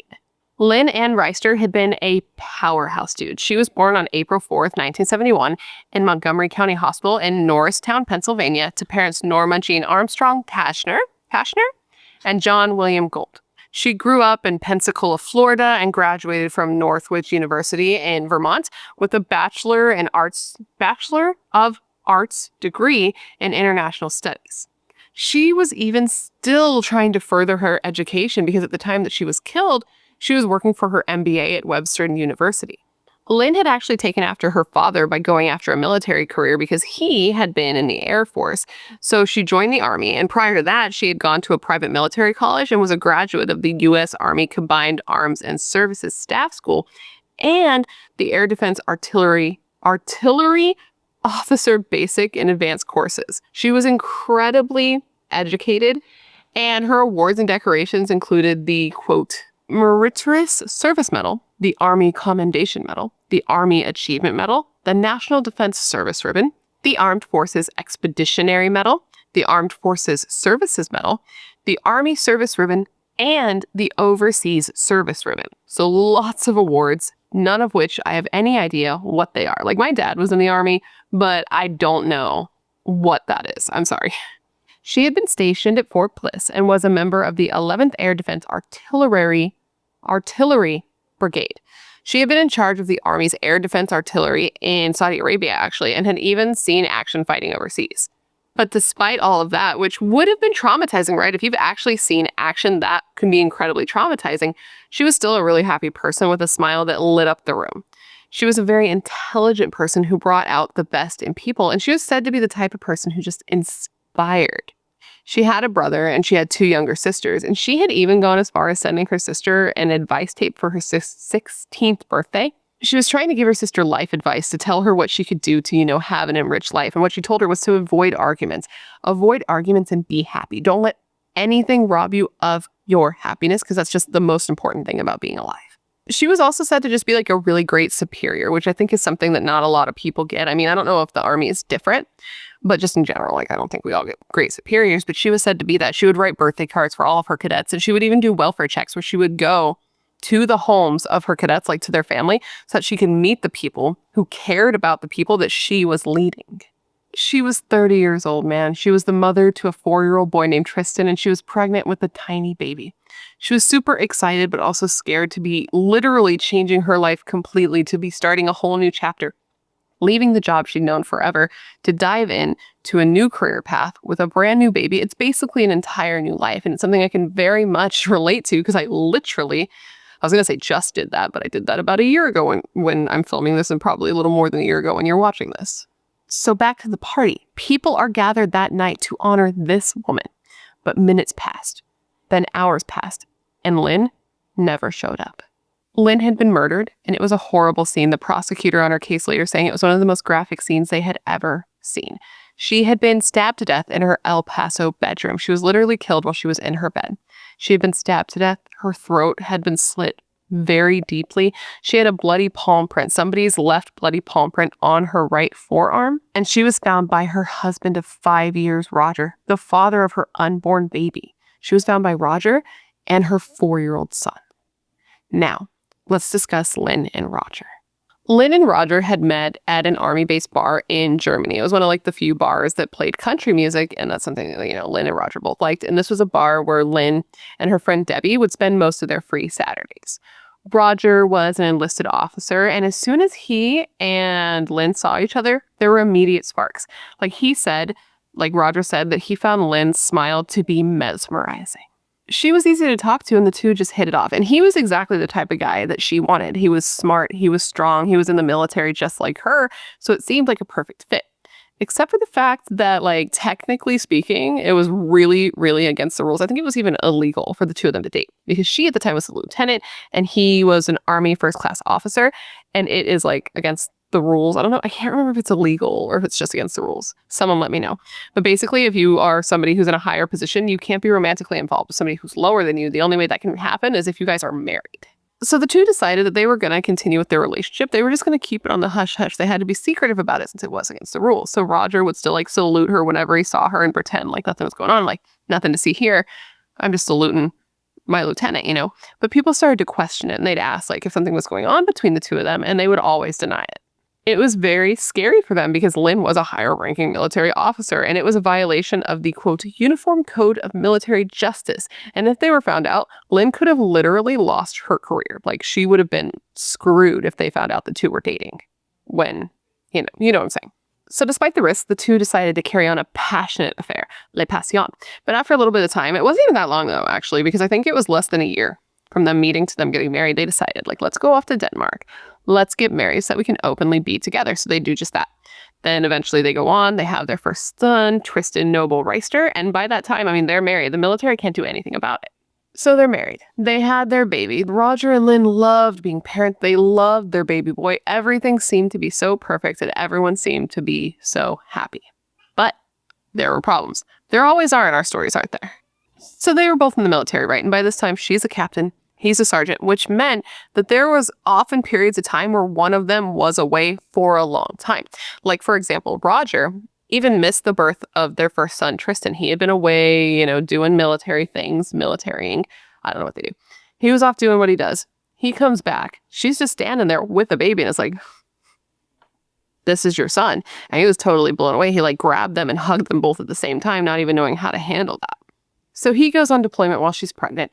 He comes back. They have their short honeymoon phase, and then she has to leave. She gets deployed to Hungary. And it was super hard for her to leave after having her son. Like, leaving her baby was very hard for her. So she would do everything she could to make sure she was present in his life and that he would remember her while she was away. So he would like make her little videos reading like books to him, which is just like break my heart. It's so cute. But it was still like super, super hard for her. And it was hard for Roger too, for each of them to be away from each other and to be away from the baby. So they ended up actually asking the military for permission to be like stationed back in the US. And in 1996, this was granted and they were stationed at Fort Bliss. So now they're at Fort Bliss, right? But even though they're stationed in the US, they still have to go out on like deployments and things like that. So next in line, I don't know if there was another one between Lynn's Hungary trip and this, but basically what we're talking about now is Lynn gets deployed. That's the word. I'm going to say right now, if I sound ignorant to military jargon, it's because I am. It's not something I know anything about. So I apologize if that bothers you. I just don't know. It's a lack of information. So Lynn gets deployed to Saudi Arabia. And that's already hard. Being away from your husband is hard. Being away from your baby is hard. But what made it more difficult for Lynn was the way that Roger would act when she was away from home. So while Lynn is off working in another country, away from her family, away from her baby, Roger is back at home and he's being a total party animal. He's going out to the bars. He's hanging out with a lot of people. He's letting anyone and anyone come into his home, party at his home, sleep in his home, the home that his baby's at. Like, are you kidding me? Am I right? I would lose my mind. And he's doing all this, and it's not like he's partying and hanging out and drinking with other adults. They're like, well, they're probably legally adults, but they're like teenagers, right? So this is happening. And Lynn knows it's happening, but she can't do anything about it because she's on the other side of the world, just happened to hear about it. You know what I mean? Like, it's real not tight. It got so bad that shortly before she was killed, she actually left like not a voicemail. She left a message on the couple's answering machine at home because, 2001, not a voicemail. So she left a message on the answering machine where she was like, listen, our marriage cannot withstand another deployment like this. She was so upset with the way he was acting. He was going out, acting like a kid, not calling her back when she would call him. He wasn't even sending her money when she needed it. And he was letting all these people, including young women, stay in their home. She said to him, like, look, you're not single anymore. And really, I just need to know if you're even going to be there to pick me up and take me home when I get there. Like, that's what their relationship had come to. Now, Lynn did come home. I don't know if he picked her up, but she did come home. And once she came home from this deployment, there were a lot of changes all at once. Now, first, which is rich and ironic, is Roger accused Lynn of cheating on him when she was in Saudi Arabia. He was like, you've been messing around. I know it. And she was like, absolutely not, and completely denied it. But despite this, Roger moved out and he ended up moving into the barracks, like on the army base, and left the family home. Lynn should have cut her losses there. I'm not going to say should have, because everyone's entitled to handle their relationship how they want to. But she chose not to cut her losses then. And she was very insistent on continuing with the relationship and trying to fix what she had with Roger. She didn't believe in divorce. She didn't want to end her marriage. She didn't want to break up her family. So the two ended up even going to couples therapy, doing everything they could. And eventually things did get better and Roger moved back into the home. They did their counseling. They even started going on dates and reconnecting. And it was kind of like they had a fresh start and like a restart to their relationship. So they're back together. And this is about 4 months after Lynn got back from Saudi Arabia. And Roger came up to her and he was like, hey, question. How do you feel about my brother moving in with us? Okay, so Roger's brother, his name was Rodney. He was 24 years old. He was about to come up for a probation. I don't think it was parole. I think it's probation in Florida. Basically, he had been in jail. And I guess like nothing he had done, none of them were considered violent crimes. He had just been in jail for like stealing, grand theft auto, starting fires, and he had been in a boys' home for a little bit. That's his situation. So Rodney's about to be released and Roger wants his brother to move in with him. And he was going to be able to get permission to be released to El Paso because remember, he's being released in Florida. They were going to let him come to El Paso. But the only way he could do this is if he got like letters of recommendation from people saying, this would be a good fit, it would be safe, etc., etc. So Roger asked Lynn if she would do this. And she was like, you know what? Yeah, family's family. So she wrote these letters to like the probation parole board situation and was like, yes, blah, blah, blah, whatever she said. And even said that she would be responsible for him when he came back to Texas. or came to Texas. I don't know if he had been there previously, but when he came to Texas, she would be responsible for him. That's how far she went for this family. So there's that. These are all those changes that are happening at one time. She comes home. Her husband's like, you're cheating. She's like, no, I'm not. He moves out. They start doing couples therapy. They get back together. Now, Rodney's going to move in. This guy who's just getting out of jail, and I'm going to be responsible for him, Lynn. And then she finds out she's pregnant with the couple's second child. So that's a lot all at the same time.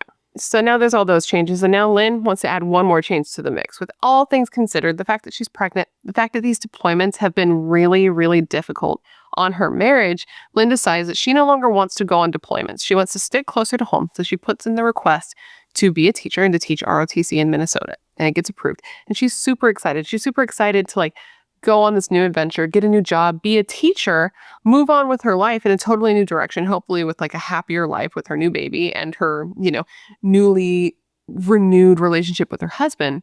But then she was murdered. So let's now go back to that day. So Roger and his son come in the house. They find Lynn, and Roger freaks out. His main priority is getting his kid out of that house as quickly as possible. So he scoops him up. He runs out of the house. He goes to a neighbor's house and he calls 911. And when he calls 911, he freaks out and he tells police, the dispatcher, my wife, who is 6 months pregnant, has been murdered. It looks like somebody, he said, ripped her throat out, cut it out, or an animal had ripped her throat out. That's how graphic the scene was.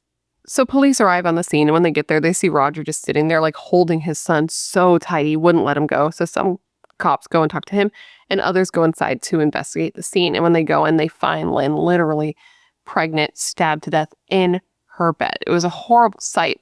But quickly they were able to look around the scene and be like, I don't believe this was a robbery gone wrong at all, because there were some things of value in plain sight, like Lynn's car keys, her purse, her checkbook. It was all there. So they're now thinking this is a targeted attack.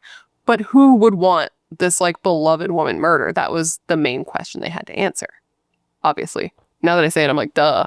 Obviously, that's the question you want to answer when somebody's been murdered. Who would be the person who'd want to murder them? The thing about this case, though, is that detectives thought that this could really be anyone. Because though she was very well loved, she was also a captain. She was people's superior. She was the boss. So they thought it was possible they could be, somebody she had to discipline at some point at work. It could be a secret lover, a neighbor, literally anyone. What's really sad about this case, there was one little note that really got me, is the media was there. Obviously, when she was found dead in her home, the media was there, as they always were. And they were broadcasting a live news report of her being found in her home. And at the same time, you remember that friend Debbie who was with her when she met Roger in the bar in Germany in the first place? Well, Debbie was at home with her husband. Her husband's flipping through the channels. And she sees Lynn's house on the news report. And it's whoa, stop. And they hear the report about a woman being found dead in her home. And she knew immediately that Lynn was dead. So she and her husband quickly ran over to be there with Roger and with Tristan, the boy. But this was after, Debbie picked herself up off the floor, because when she heard the news report that Lynn had been killed, she literally just fell into a pool on the floor and could not compose herself at all. Once the autopsy report came back on Lynn's case, it showed just how brutal her murder was. And it also showed that she had fought for her life. She had 6 defensive wounds to her hands, but then she also had 6 wounds to her head and her neck area, where she had been stabbed 6 times. Her throat was also cut ear to ear, and it was so deep that it was almost to her spine. This person almost decapitated her. Lynn's murder devastated those that knew her, especially the people from Fort Bliss. When her memorial service happened, it was packed with people from the Army base. She ended up being buried in her Army uniform dress, and she had an ascot, to hide her neck, because she had an open casket. So she wore her uniform dress. She had the ascot to hide her neck. And this note just destroyed me, but she was buried with a baby boy, a baby blanket, before the son that she never got a chance to meet, which just destroyed me, really, truly. I can't. No. Lynn and her baby ended up being buried in the Fort Bliss National Cemetery. And it's so sad, dude, because she was killed before her son. She was killed before her mother. She was killed before her brother, her 2 sisters, and even her grandmother. Now, as far as suspects go, of course, the first place they go is the husband. The first place they always go is the husband. So they go to him and they ask him okay, where were you that day? What happened? And he said that day he had been trying to get a hold of Lynn all day. He says that he left for work at about 4:30 in the morning, or he was trying to leave at 4:30, but he had issues with his truck. So he called his brother Rodney over, who by this time had moved out.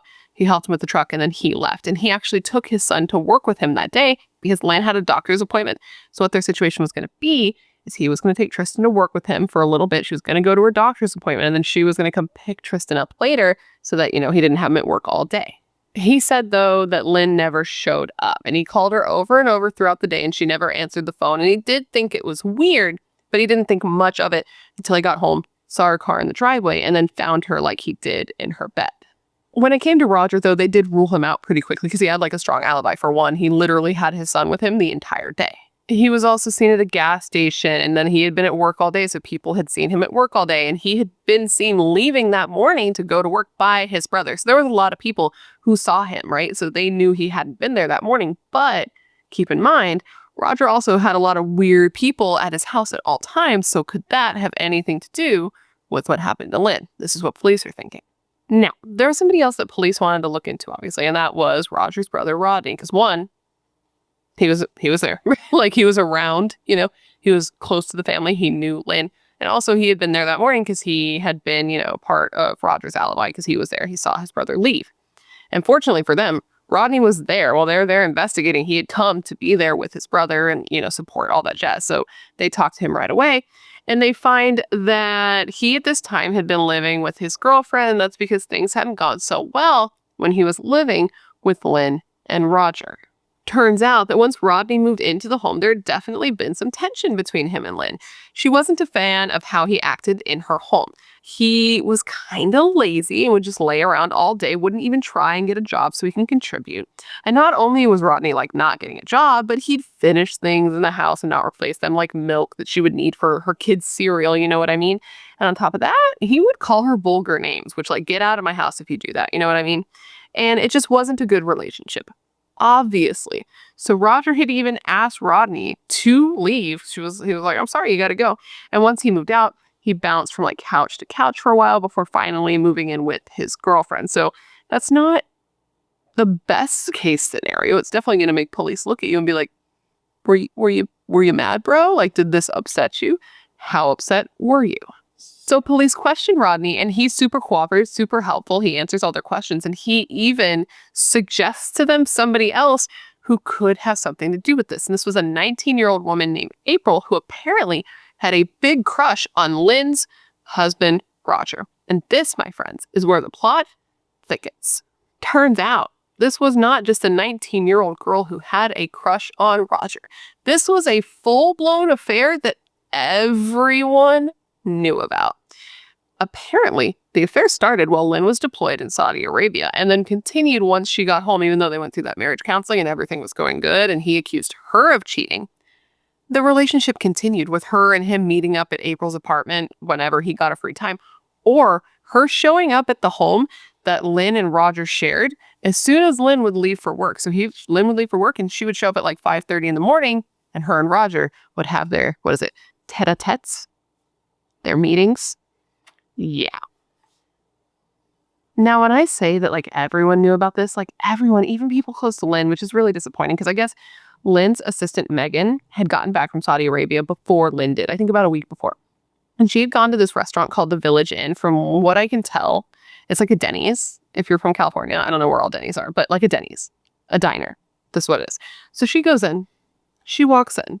She sees Roger at a table with a bunch of people, a bunch of youngsters.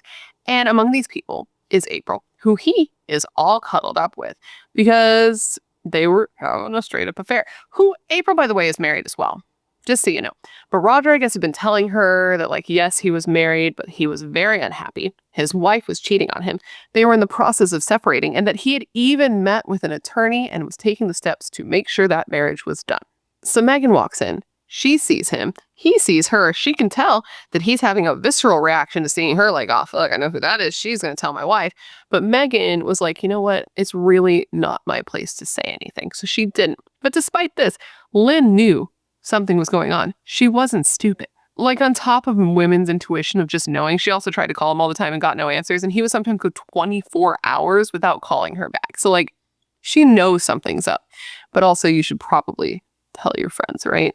I don't want to get into the morality and what you should and shouldn't do when somebody's having an affair, but I don't know. I feel like I'd want my friends to tell me, right? I don't know. I don't have an assistant, so I don't know what that relationship would be like. But I feel like I'd be like, please just tell me, right? So I can just like dip, because no thank you. Now, Lynn did end up finding out and confirming the affair. So here's what happened. It's very messy. Roger had been out at one of his favorite country bars, right? Remember they met in Germany at a country bar? So there was country bars in their hometown too. So he had been out at a favorite country bar. And Lynn was like, you know what I'm going to do? I'm going to be such a sweet, adorable wife. I'm going to go surprise my husband. So she shows up. She sees him out on the dance floor with a bunch of young people. And of these young people, it's just like at the Village Inn, is April. And April and Roger are dancing. Very clearly a couple, really busted a move, apparently doing moves that he would never even do with Lynn, which is very hurtful. And what makes this worse, this pisses me off, she went to try to confront him. And every time she would walk up, because he knew that she saw him, every time she would walk up to him, he'd walk away. He was trying to avoid her, his wife, and avoid the confrontation. Makes me insane. Finally, she's like, fuck this. She goes, she makes a big scene. They start fighting. Her friend, I believe it was Debbie, comes up to her and is like, remember, you're a captain, like, get it together. And she does. She calms down. She walks away. But because of this, Roger ends up moving out again to the barracks, and they separate. It was sometime after this that Lynn's friend, I believe this was Debbie, by the way, was like, listen, I hate to tell you this, but I heard she's pregnant too. So Lynn's pissed, and Debbie's like, listen, I think I know where she lives. So Lynn and Debbie go over to this girl, April's house, to talk to her. They weren't aggressive, from what I know, just to talk to her. And they're like, listen, not them. Lynn is like, listen, is this relationship still going on? Because by this time, Roger had moved out. They worked on it. He moved back in. So he tells, Lynn, tells April, like, listen, are you guys still having an affair? Because he and I are back together. He's living back in the home. I just need to go know what's going on because I'm trying to save my relationship. And April's like, listen, it is over. I don't know if it actually was, but it is over. It's cool. He's yours. I don't want him. And she asks April straight up, like, are you pregnant? And April denies it. Now, despite all this, despite knowing this, despite finding this out, despite like the clear disrespect to her, Lynn wanted to stay with him. She wanted to keep her family together. She wanted to try to make it work. Lynn just wanted her family together. She wanted her son to be raised by two parents. And I get it. I talked about this in my Longo family video. It's a sticky situation, but I understand why having two parents in the household would be beneficial to a child. Not that a family with one parent isn't, but you know what I mean, or you don't, I don't know. But here's the thing. April was not truthful, and she was pregnant. Roger knew about it. It was his baby, and he had been super excited about it and going around town and telling people about it. He told people that, you know, April was pregnant. They were having twin girls, and they were going to name them Ripley Renee and Raven Rochelle, which is like a lot of R names. Ripley Renee, Raven Rochelle, Roger, Rodney, a lot of R's. So that's how it had been prior to Lynn coming home. But then when Lynn came home and she found out, and the two decided that they wanted to work on their marriage and go to couple counseling, and he moved out and moved back in, he decided he wanted to make it work with his wife. So he ended the relationship. He told her he wanted nothing to do with her. Then he started denying her baby, saying he wanted a paternity test. And she was pretty pissed about this. She was super upset. And she even went to his supervisor, told the supervisor about the affair because that's like a big problem, and said that she wanted child support. So there was some bad blood there. It was very messy in general, that situation. But it turns out that April wasn't even the only one. He had been having several affairs with several different women. So he was just a dog. So anyways, police wanted to speak to April because of everything that I've just told you, and the fact that pretty recently, before she was killed, Lynn's tires had been slashed, and police thought it was possible that maybe April had something to do with this because Roger kind of said that maybe she would. He said that April had not taken the breakup well, that she had become kind of obsessed with him, and even 4-year-old Tristan told police, like, quote, April wants to marry daddy. So all of that is weird. But when police come and they talk to April, she is appalled. She is so upset and betrayed at the fact that Roger would even lead them in her direction. She tells police that, like, yes, she did have an affair with Roger, but then threw a curveball at them and was like, Roger is the one who wanted Lynn dead.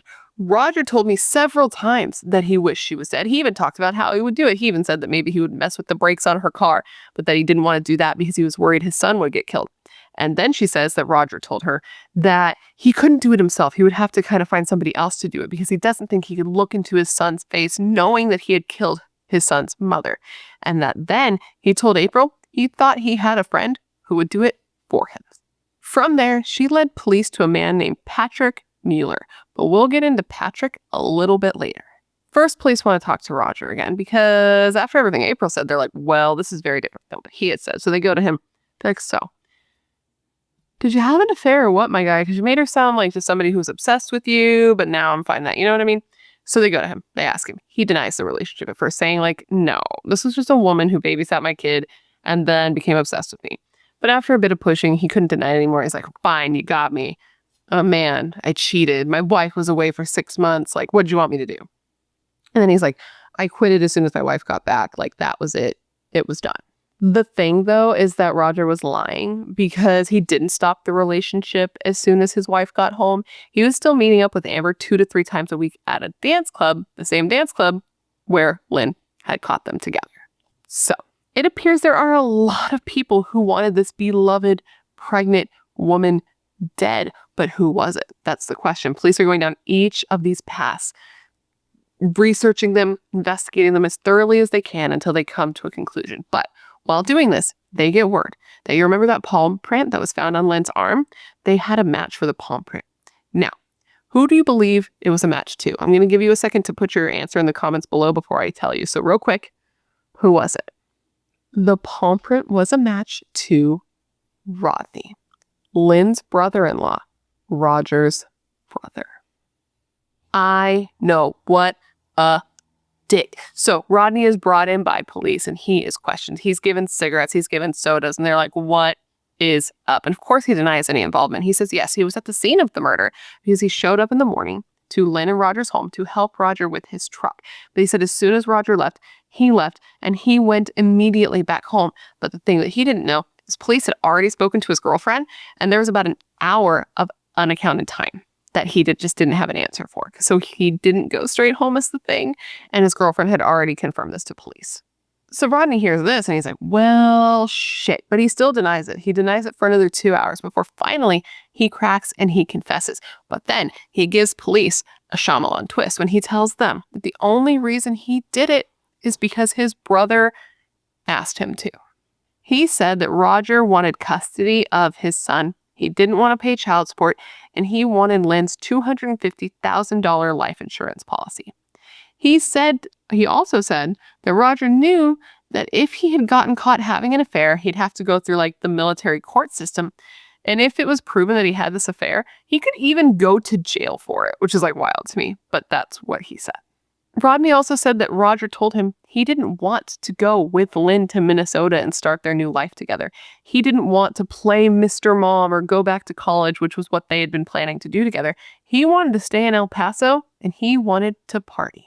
So, to avoid these things, he asked Rodney to murder his wife. He called his brother that morning to help him fix his truck, but in reality, he took him inside the house. He showed him where to get the knife. He set out a clean pair of clothes for him so that he could change after he was done. And then he told his brother to cut her throat to stop her from screaming. And then as he left the home, he hugged his brother and thanked him for what he was going to do for him.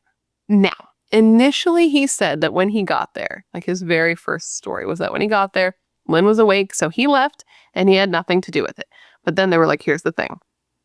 We have your bloody palm print. And that's when he was like, yeah, okay, fine. I did it, but I only did it because my brother asked me to.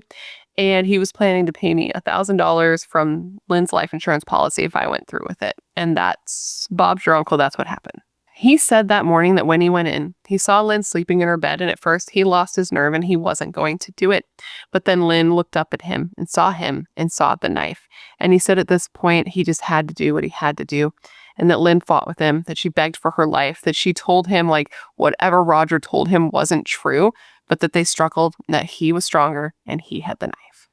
Now, Rodney did come out later and say that he only confessed because he had been lied to by police. The police had told him that Roger had implicated him in the murder and that that's why he confessed. But I mean, he did, like they told him this and then they waited 2 hours and then he finally confessed, so that didn't really line up perfectly. He also tried to say that police told him that they'd make sure he was charged with capital murder unless he cooperated, and then they'd try to charge him with a lesser charge of voluntary manslaughter if he helped them out. And he says that's the only reason he confessed. But anyways, police hear everything that Rodney has to say, and they're like, holy shit, that's wild. So then they go on and they're like, okay, we need to corroborate this. We need to speak to some people and see if there was any animosity between Roger and Lynn. And when they look into this, they find that yes, there definitely was. There were 6 different people who police talked to who were like, yeah, there's a lot of anger there. And Roger wanted her dead. 2 of which were people that Roger had gone to and asked if they would help him murder his wife. Now, why didn't anybody say anything earlier? I don't know, but it's maddening because if they had, she would most likely still be alive because I'm sure she would hear this and be like, oh, I gotta go. You know what I mean? One of these people that he spoke to that ended up testifying at his trial was a girl named Sarah. And apparently he had told Sarah all about his hate for his wife and the fact that he wanted her dead. And he had told Sarah that he had even tried to hire 2 different people to do so, but that they had turned him down. He told her that he had been pulling like $1,000 here and there out of his account so it wouldn't look suspicious if he pulled out a lot at once. And she said that after hearing all this, she just thought he was joking, even though she said, haha, you're kidding, right? And he looked at her dead in the face and was like, no. She was like, oh, you're kidding though. You're kidding. Okay. Didn't say anything. She says the more he talked, the more serious he seemed, but that she put it out of her mind until she found out that Lynn was murdered. And then she's like, oh shit, I should probably say something to somebody. Now, remember how I said that Roger had already tried to hire 2 different people to murder his wife? Well, these 2 people were Patrick Mueller, who we talked about earlier that I said we were going to revisit. We're about to get there now. And another man named Brian Brocksterman. Let's first talk about Brian. So basically, Brian and Roger knew each other from the nightclub that Roger often went to and also from work. And apparently the day before Lynn was killed, Roger comes up to Brian. It's like, hey, do you know anybody who'd like to make some money? Because I'd very much like my wife to be killed. And Brian was like, what? Like, what did you just say to me?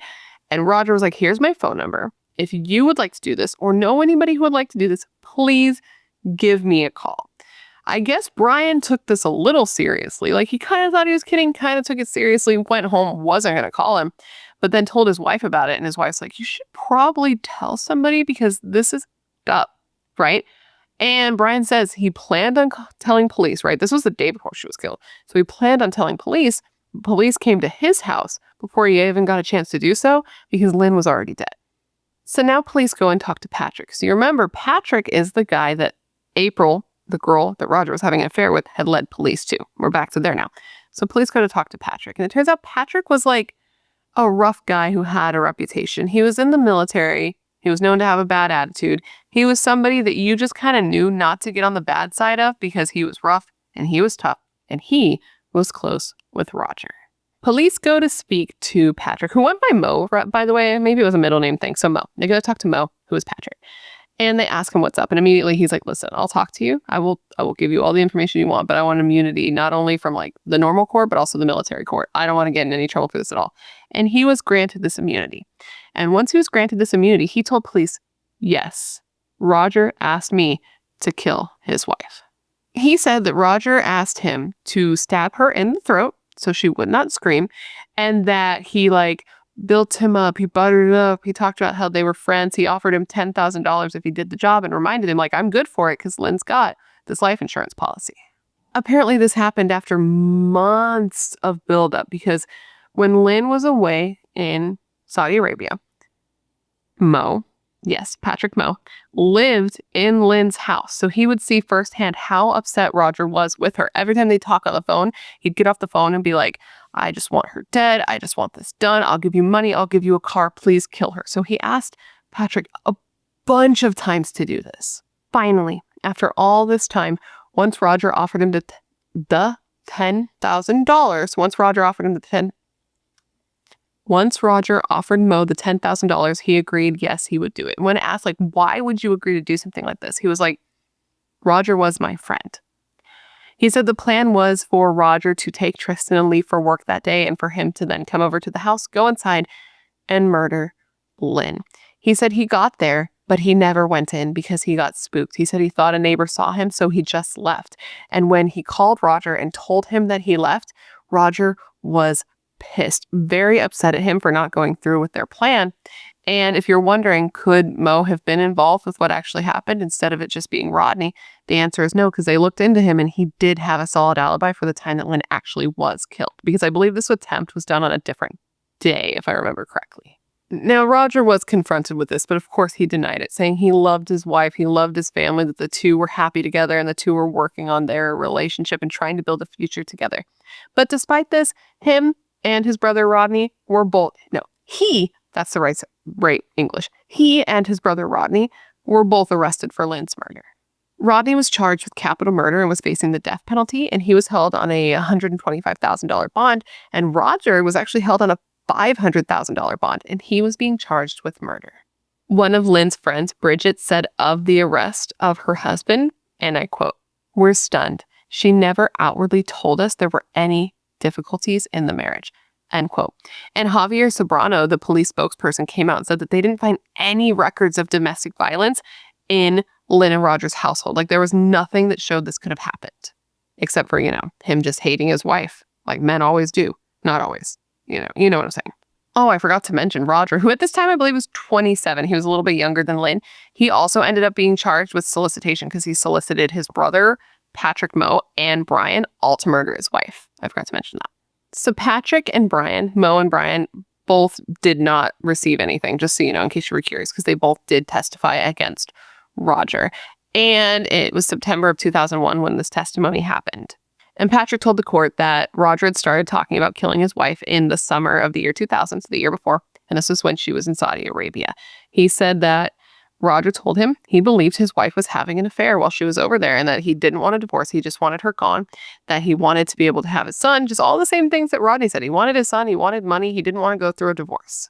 But for the record, another army captain who was a friend of Lynn's, who was like over there with her in Saudi Arabia, was like, she never had an affair. I don't know what this guy's talking about. Brian also testified against Roger and was like, yeah, he came up to me. He asked me to kill his wife, and I just didn't take him seriously. Nobody took him seriously, man. And if they had, and they had said something, they had told her, they had told somebody, like maybe this could have been different. So Rodney, I believe it was his trial that came first. And his parents came from North Carolina because his father was actually going to be a witness for the state, and his mother was going to be a witness for the defense, which I was like, damn, that's going to be an awkward dinner situation.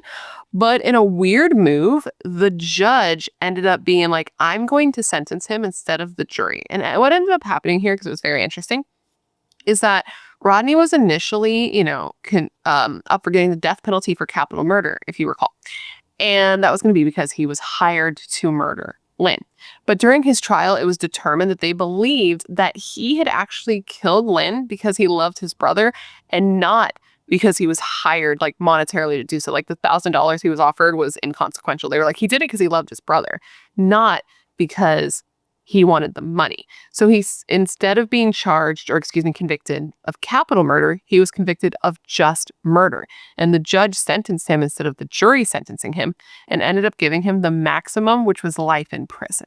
The prosecution agreed to this. This was going to be less trauma for Lynn's family, and it also meant that Rodney's family wouldn't have to testify for or against him at trial. I just found all of that to be very interesting because I don't know how you would come to that conclusion that like he did it for love and not the money. And I don't think I've ever heard of a situation like that, so I thought you guys might find it interesting as well.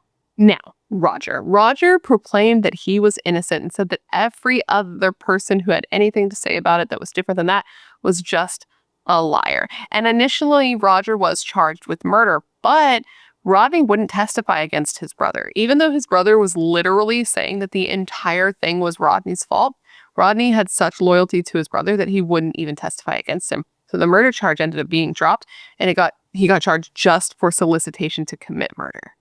And the whole time, Roger just said, I'm innocent. It wasn't me. My brother did it entirely himself. He put everything on Rodney. And he said specifically of this, quote, Lynn lost her life and Rodney did that. And I'm not sure why Rodney did that, what his selfish motives were, why he decided to do that. But why do I need to suffer for his choices? It had nothing to do with me. Ultimately, though, Roger was found guilty of solicitation to commit murder, and he was given 4 life sentences to be served concurrently. But, both Roger and Rodney have appealed their convictions, as these men always do, but all of their appeals have been denied, and at this point, they are both eligible for parole in 2031. Now, if you're curious what happened to the couple's son, if you're wondering what happened to Tristan, Tristan was sent to live with an aunt after his mother was murdered and his father went to jail. And he said this was very traumatic for him because he was essentially living with a stranger. He said that he hasn't spoken, at least at the last interview I saw, he had not spoken or seen his dad since it happened. And he said that when he saw his dad, the only thing he could think to ask him is like, do you actually believe your own lies? Because he doesn't believe he'll ever get any truth and real responses to any of his questions from his father. It's just very sad. He lost both of his parents in one fell swoop and over nothing. It's such stupid bullshit. And now he was left without a wonderful mother. And like, kids need their mamas, man. They just do. And all he has left of his mom is the, recordings that she made, the recording that she made for his aunt, her 16-year-old sister, telling her, like, don't argue and don't let anybody spoil your happiness. And a baby book that Lynn had made for him before she died.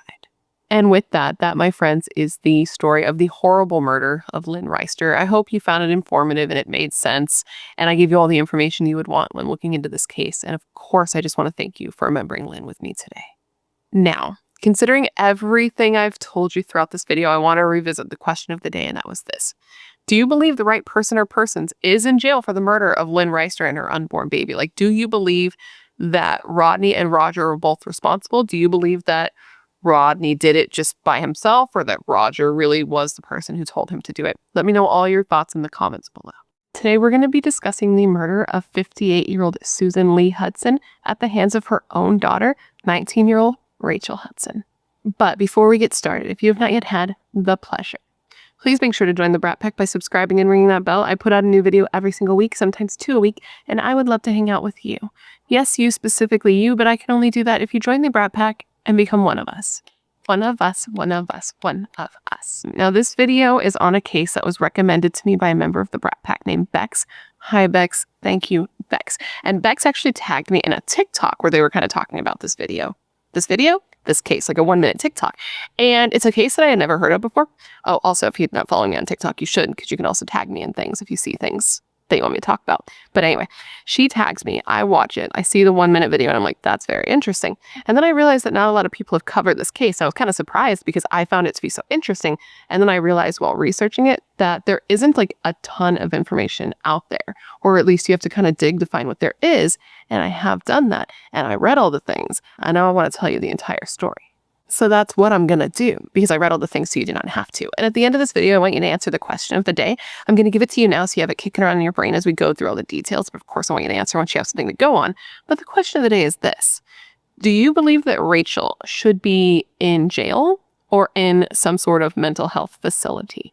Let me know all your thoughts in the comments below after we go through the details of this case. And now with all of that said, come gather around and let me tell you the story of the murder of 58-year-old Susan Lee Hudson at the hands of her own daughter, 19-year-old Rachel Hudson.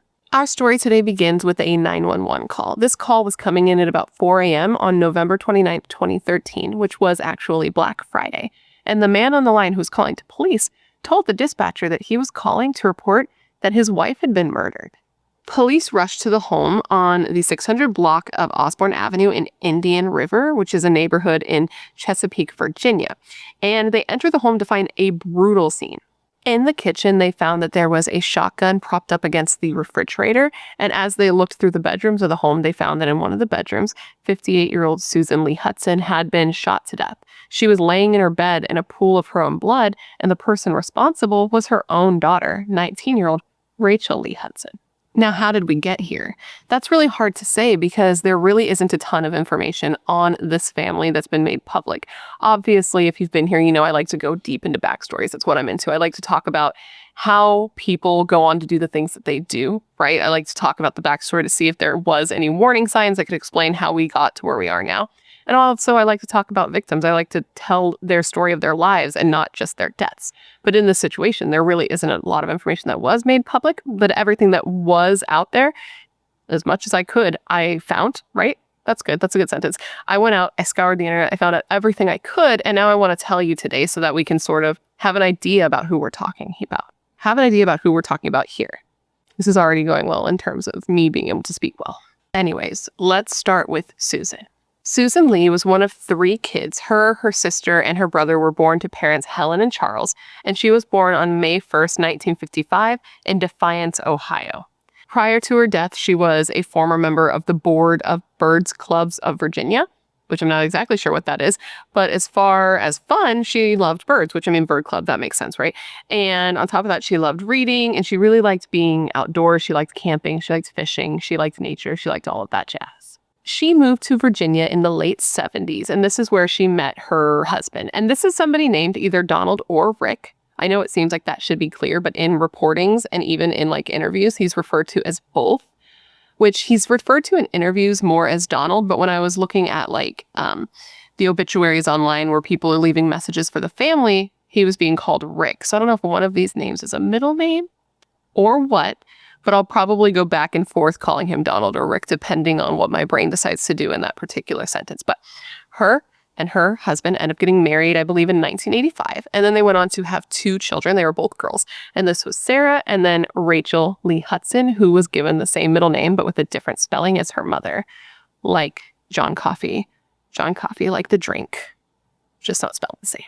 Now, Rachel. Rachel was 19 years old at the time that she murdered her mother, but prior to that, she had been like a normal kid. She attended and graduated from Indian River High School just the year before she was arrested for this crime. And even though she was 19, she was still living at home. I think I've said this before, but it feels like kids stay home longer because kids stay young longer. Stay younger longer. If you know what I mean, you'll know what I mean. But she was still living at home with her mother, her father, and I believe her sister had moved out of the house and then had moved back in for a time. But either way, her sister was there at this point in time, and it might have just been for the holidays, or she wasn't actually still living there, because this murder took place over the Thanksgiving weekend of 2013. Now, growing up, Rachel was super close with her father. Her father even referred to her as his best friend, but the relationship she had with her mother was just a little bit like more tense. And it's not to say that they didn't like each other. They had a bad relationship, because nothing in their history, other than the fact that Rachel murdered her, would lead you to believe that. But there was a little bit of tension because Rachel's mother, Susan, was incredibly sick. Susan was suffering from diabetes, kidney failure, and congestive heart failure at the time that she was killed. And she had been suffering with her health for years, like from the age of 9. Like Rachel was 9 years old.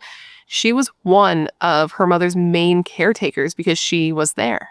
Her mother was sick, her father had to work, and her sister had moved out for a time. So once Rachel graduated, she was the one that was there for all of it all the time. And she said that she had to sit there and sort of like watch her mom die before her eyes. She said that she had witnessed her mom have several heart attacks. Like over the years, she would witness this, which sounds incredibly traumatizing. And she got to the point where she didn't want to leave the house. Well, she wanted to leave the house, and then she didn't want to leave the house. So if friends would, call her, because she did have friends, and be like, oh, do you want to hang out? Do you want to go to the mall or something? She would turn them down because she would feel like if she was to leave the house, she would feel super worried about what was happening back at home, that she couldn't really enjoy herself because she'd be worrying about her mother the entire time and worried about what could happen while she wasn't there to take care of her. Rachel has said that she feels like the fact that her mom was sick sort of stole her childhood and made it so she missed out on a lot of things. And the situation was really stressful for her. It was really stressful for their whole family because it just sort of felt like a waiting game. Like, as sad as it sounds, they would go through the thoughts of like, what day are we going to wake up that she doesn't? And Rachel even admitted that there were a lot of times that she would wish that would happen, that she would wake up and just find her mother dead so that she wouldn't have to deal with this waiting game anymore. Now, of course, they thought this, but they didn't say this to Susan because that would be absolutely terrible. Though Rachel did admit that she had said this to her mother on one occasion when she was mad. She had admitted to her that she hoped that she would die so that she would not have to worry about waiting for her to die anymore. But she said that as soon as she said this, she felt terrible. Like, she felt terrible immediately afterwards because she didn't want to hurt her mom. She didn't want to hurt her mother's feelings, which that sort of bridges us to Thanksgiving of 2013. Apparently the night of Thanksgiving was totally normal. Nothing happened that night that would make anybody think anything bad was going to happen. Everything went according to plan. It was totally normal until it wasn't. So the family spent Thanksgiving together and then sort of went their separate ways. Susan was in her bed, and I don't know if she ever came out of the room and did the Thanksgiving thing like at the table, or if they like brought food to her in bed, because I know she was in such bad health. But either way, she was in bed at this point. And Rachel, her father, her sister, they were all up, but they weren't really hanging out with each other. They were kind of doing their own things. Rachel had been in her bedroom and she was in there for a while. And at around 1 a.m., her father called her to him, like, Rachel, please come to me. So she comes and he's like, what are you still doing up? Because it was like 1 a.m. And she said that she was up and she had been messing around on her computer.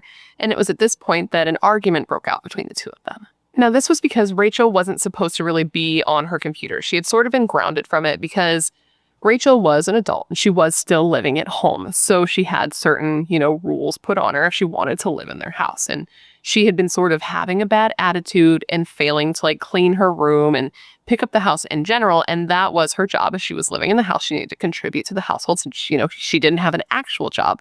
Her father wasn't home. He had been at work, and I guess they were also going through some financial trouble. So her job, if she was going to be in the house and not getting a job, an actual job, like an out-of-the-house job, was to take care of the house, take care of the housework, take care of her mother.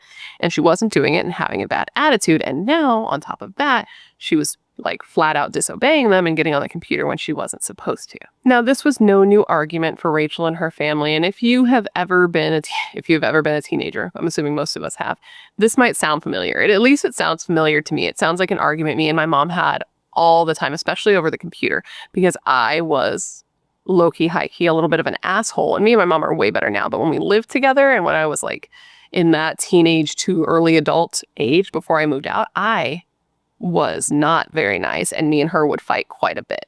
But anyways, this was like an ongoing argument. They would argue, things would get heated, they would make up. And now here they were arguing again. And this was particularly frustrating for Rachel because they'd been arguing so much recently that they actually like had a family meeting of sorts, sat down and decided that they were going to try to stop arguing as much. They wanted to stop being so stressful. They wanted to stop always being at each other's throats so that things could get better and everyone could feel less tense all the time. And now here they were arguing again. So to her, it seemed like this was never going to actually happen. Now, it was after this fight that Rachel started having some real rough thoughts. She said that she had this overwhelming feeling of not wanting to be there anymore, and she started thinking about taking her own life. It was shortly after this argument that Rachel's father and sister actually left the house to go Black Friday shopping. Her dad was pissed. The argument had really made him mad, and he thought leaving the house and going and doing a little shopping might calm him down. So him and Sarah left, which left Rachel and her mother in the home late at night alone. Now, I feel like everyone's pretty familiar with what Black Friday shopping is, but I do realize that I have people who watch me from like all over the world, and maybe you don't.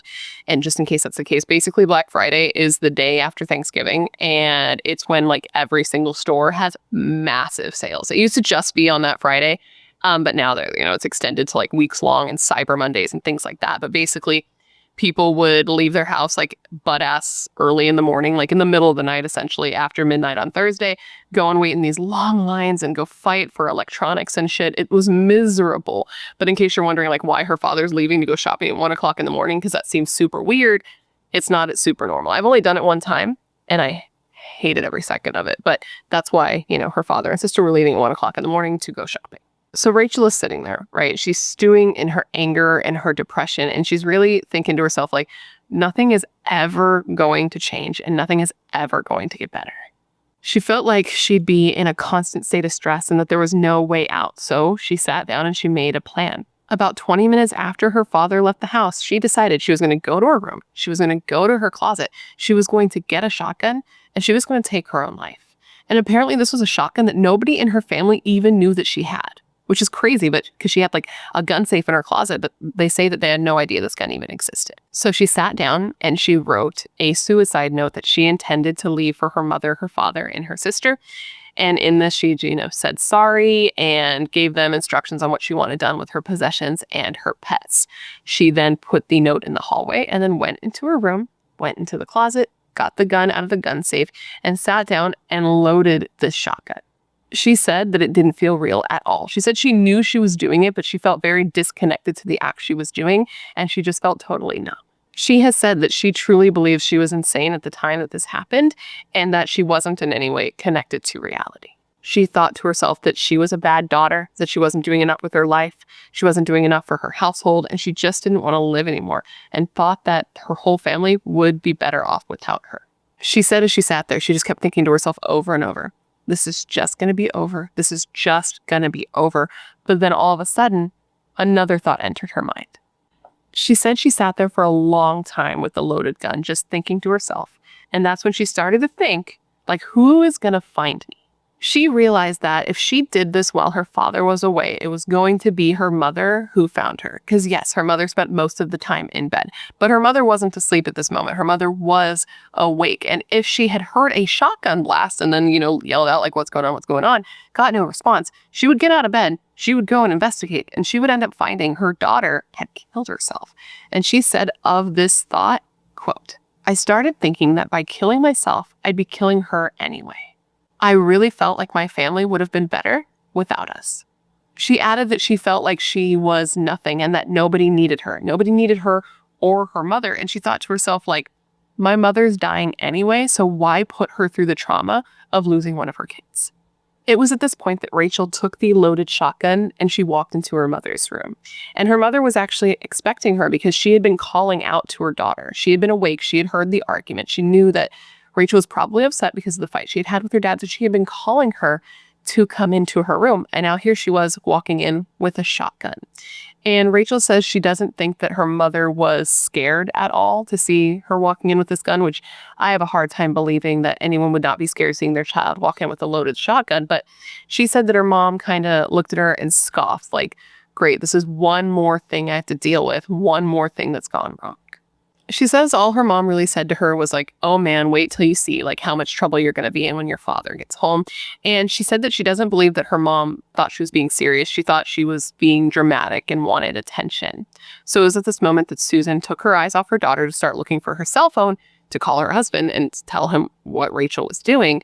And it was at this moment that Rachel walked towards her mother, said, I'm sorry, but this has to happen, and then fired the shotgun.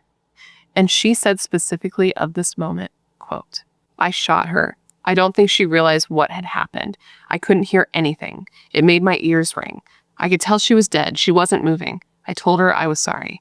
I just kept saying I was sorry. She said that she knew she was going to be sorry before she even pulled the trigger, but she just didn't know exactly how bad it was going to be.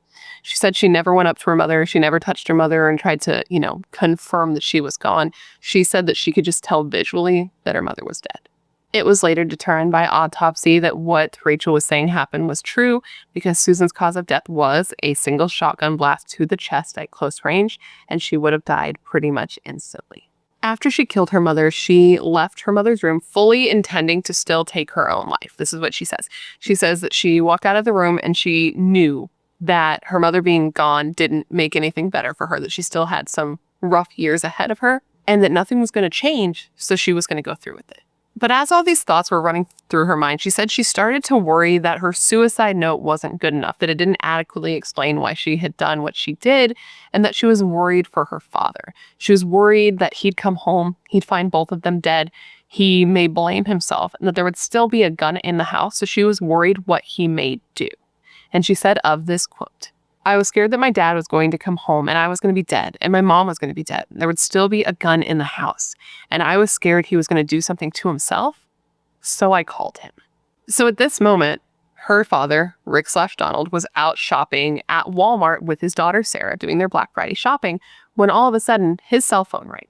So when he picked up this call, it was his daughter, Rachel, and he could have no way of preparing himself for the information he was about to hear because she told him that she had murdered her mother, his wife. And when he heard this information, he didn't believe her. He thought that she was just trying to piss him off because they had been fighting. So he actually hung up on her and then tried to call his wife.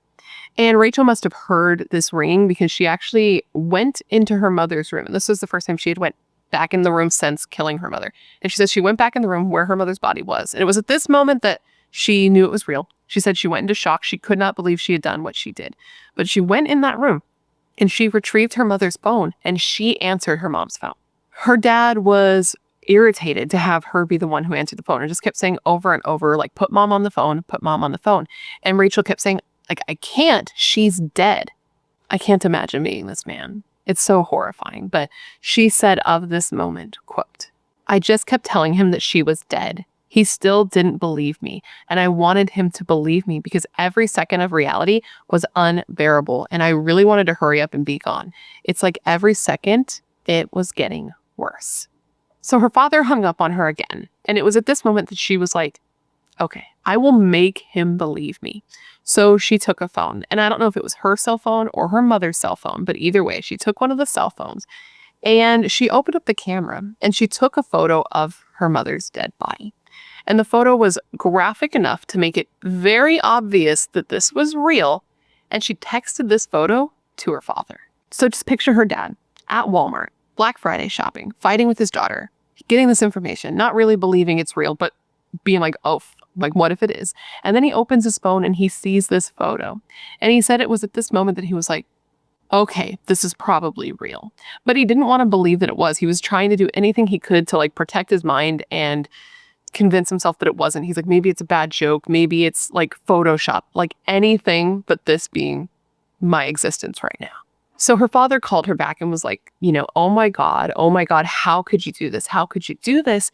And she just said over and over how sorry she was. And it was during this phone call that she told him, like, don't worry, I'm going to end my own life. You're not going to have to deal with me anymore. I'm not going to be here. And he begged her not to.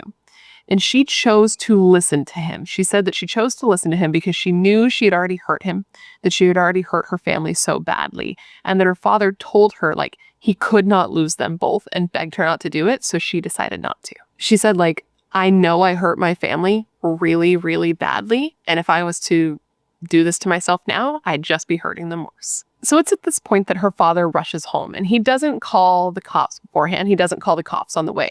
He wants to get there first. And this just goes to show how much he cared about her still, even after learning what she had done, because he wanted to get there and calm her down because he was worried if he had like called on the way, the cops might get there before him. And if they did, his daughter might open the door with a gun and get herself killed. And he did not want that to happen. So he pulls up to the house, and his plan is to, call his daughter, convince her to come outside. And once she came outside, he was going to tackle her and tie her up. He was going to do anything he could to get her restrained and then call the police. But when he got there, he was surprised to find that once he called her to come out, she just walked out. She came out with no resistance, no issue. So it was at this point that Donald/Rick just decided to call the cops and report what happened. And this was about 90 minutes after he had gotten the photo of his dead wife. And he called and he was just like, I need police here now. My daughter has murdered my wife. While waiting for police to arrive, Donald/Rick and Sarah both went into the house and they did see Susan. Her husband was completely shocked, and Sarah, I can't even imagine being in her position to be looking at your mother in that way and knowing she's dead and knowing what she went through. I cannot imagine how hard that would be. But she went in, she stood in the doorway and she just looked at her mother and she said she wanted to go in. She wanted to hold her hand and tell her that everything would be all right, but she could tell that that wasn't going to do any good. So she just went back outside and waited for the cops. So the police arrive and Rachel was, of course, taken into custody. She was handcuffed and she was put in the back of a police car. And her first question to officers was like, is this going to be a long process? Which kind of took the officer like off guard. Like, that's a weird fucking question, but like, yeah, it'll probably take a while. And she just responded with like, well, it's pretty clear what happened. Kind of like, why is this going to take a while? Everyone knows what I did. Let's just be done with this. While she was sitting in the car, she asked if she could speak to her father. She wanted to talk to him and she wanted to let him know what to do with her pet chickens. And so her dad came up and they talked. And while she was sitting in the back of the police car, she looked up at her dad and was just kind of like, do you still love me? And he answered to her like, yes, of course I still love you. And she just simply responded with, sorry. Now, after the crime scene was processed and released to the family, like you can go back in, it was actually Susan's husband who cleaned the scene. I've mentioned this in videos before. It's something that's not talked about a lot, but after a violent crime like this, if it happens in your home, it is the family's responsibility to have it cleaned up and taken care of, which seems absolutely fucking crazy to me, but I know that that is the way it is. So her husband decided that he would be the one to clean it instead of like hiring a company to do it, because there are companies that specialize in things like that. He said he wanted to be the one who did it. He needed to go in there to see it, to be the person to take care of it so that it could feel real and feel finalized in his head. He said he didn't want to like leave one day and come back and it all be gone like it never happened. Like this was his wife. It was his job to do this. Now, when the news broke that this murder took place, people were shocked. Like neighbors, people who knew the family, they could not believe that this could happen. They said that across the board, the Hudsons seemed like a happy family, that they were kind of quiet and kept to themselves. But anytime they would see them like out in their yard, they always seemed like they were having a good time, like they were happy to be around each other. Susan was said to be friendly and well-liked amongst the people that she did talk to. And Rachel was said to be, quote, a very likable and amicable kid. One neighbor was like, man, it's just so sad that this happened right after Thanksgiving. And she or he, I can't remember, I think it was she, is totally right. Because like it is sad across the board that she was murdered. Right? It'll always be sad. But the fact that it happened around the holidays, like her family will forever associate the holidays with this murder. Anytime this time of the year rolls around, this is what they're going to be thinking about. And that's just incredibly sad because this is supposed to be, you know what I mean? Like this is the time that they're supposed to enjoy each other. Rachel said that they always really liked the holidays and really liked spending time with each other. And I can't imagine always associating that with the death of your wife, of your mother. It just seems so sad because that, I don't know about you, but Thanksgiving and Christmas, like that's my favorite time of the year. People would assume it's October because I give off like spooky bitch vibes, right? But, and don't get me wrong, October through December is like my time, but something about Thanksgiving and Christmas really gets me where I live. And now these people are always going to associate that with death. And that is so sad. But anyways, 19-year-old Rachel Lee Hudson was arrested and she was charged with first-degree murder and use of a firearm in the commission of a felony. Once she was arrested, there was the question of bond. And basically, Rachel's attorney was asking that the judge either send her home on like house arrest, which I wonder if her family would have been down with that sickness, considering I know that they were scared of her. They were scared that this happened, scared that it seemingly came out of nowhere and therefore could seemingly come out of nowhere again. But her attorney was still like, can you send her home on house arrest? Or the other option was like to send her to a psychiatric hospital while awaiting trial. Just anything but jail, basically, is what he was going for. Her attorney said that Rachel needed daily access to professional treatment for a long-term and ongoing mental illness, though he wasn't clear what the mental illness was, and said that her diagnosis was something they were going to try to find out in the near future. They were trying to figure out what exactly was wrong with her, and they wanted to get help for her for this illness that they didn't know what it was yet. Now, when she was initially arrested, she was put on antidepressants, like the jail staff was giving her antidepressants, but eventually she went on to take like 4 different medications for her brain, and it's not clear what those medications are. They weren't listed, but she said that they were effective, and they took her brain from feeling like a tornado and like her thoughts feeling like a tornado to just a whirlwind. So her attorney said that they wanted to move this case along. They wanted to get her evaluated. They wanted to figure out what was going on with her like as soon as possible. But the defense also asked the judge to not order the evaluation right now because it was a lengthy process and they needed to find a qualified representative to evaluate her. So in the meantime, they were like, we need to find somebody to look into her, but please, can you either send her out on house arrest? Can you send her to a mental health facility? Or, just give her bail. The prosecution countered this, though, of course, and they were like, you should probably keep her in jail because she is a danger to herself and also to the community. Ultimately, Rachel Hudson was denied bail and she was going to wait in jail for trial. She wasn't going to go home. She wasn't going to go to a mental health facility. She was going to sit in jail and wait for trial to begin. So the defense's defense was that Rachel Hudson was responsible, right? She was responsible for what she did to her mother and that she did physically do it. She did physically murder her mother. But they were saying that she shouldn't be legally responsible because she had a long-lengthed, ongoing mental illness that went undiagnosed and untreated for years, and that she was under the burden of caring for her ailing mother, and it just drove her to snap. Rachel later, though, kind of went against this. This is what they did at trial, but this isn't how she claims to actually have felt. She says that she actually didn't really mind taking care of her mother, that she knew her mother was sick, that she knew her mother was in pain, and that her mother and father had taken care of her whole life. So it was just, she felt like it was just her turn. It was her turn to help take care of her mom. She said that she was just really depressed and sad to see her dying and in so much pain. Rachel said that she had struggled on and off with depression for most of her life, but that she never felt like she could do anything about it. She said she knew that her family couldn't afford to get her like mental health care because they were hard up on money. Her mother was dying, right? So there was a lot of medical bills, a lot of expenses going towards that. So she felt like she couldn't really come to them and be like, but I'm feeling a little blue today, boys. Like, she felt like she just kind of had to suck it up and deal with it. But she said she was having trouble doing so and that she had tried to take her life on more than one occasion. She said at one point she had actually like put a box cutter into her wrist, but had chickened out and was too afraid to like actually go through with dragging it. And she said on another occasion she took a bunch of pain reliever. I can't remember if she said it was Tylenol or Advil, aspirin, one of those, Aleve maybe. She took a bunch of those to try to end her own life as well. And that she said her sister was there and like knew it and that she threw it all up. But her father said that he had no idea. He had no idea she was depressed and had no idea she had ever tried to take her own life. Now, there was an issue with this, though, on whether or not it was true that she had been suffering with this for all this time. And that's because Rachel did end up being admitted to Central State Hospital for treatment in the summer of 2014. And the hospital reported that they found, quote, little evidence of psychotic symptoms, end quote.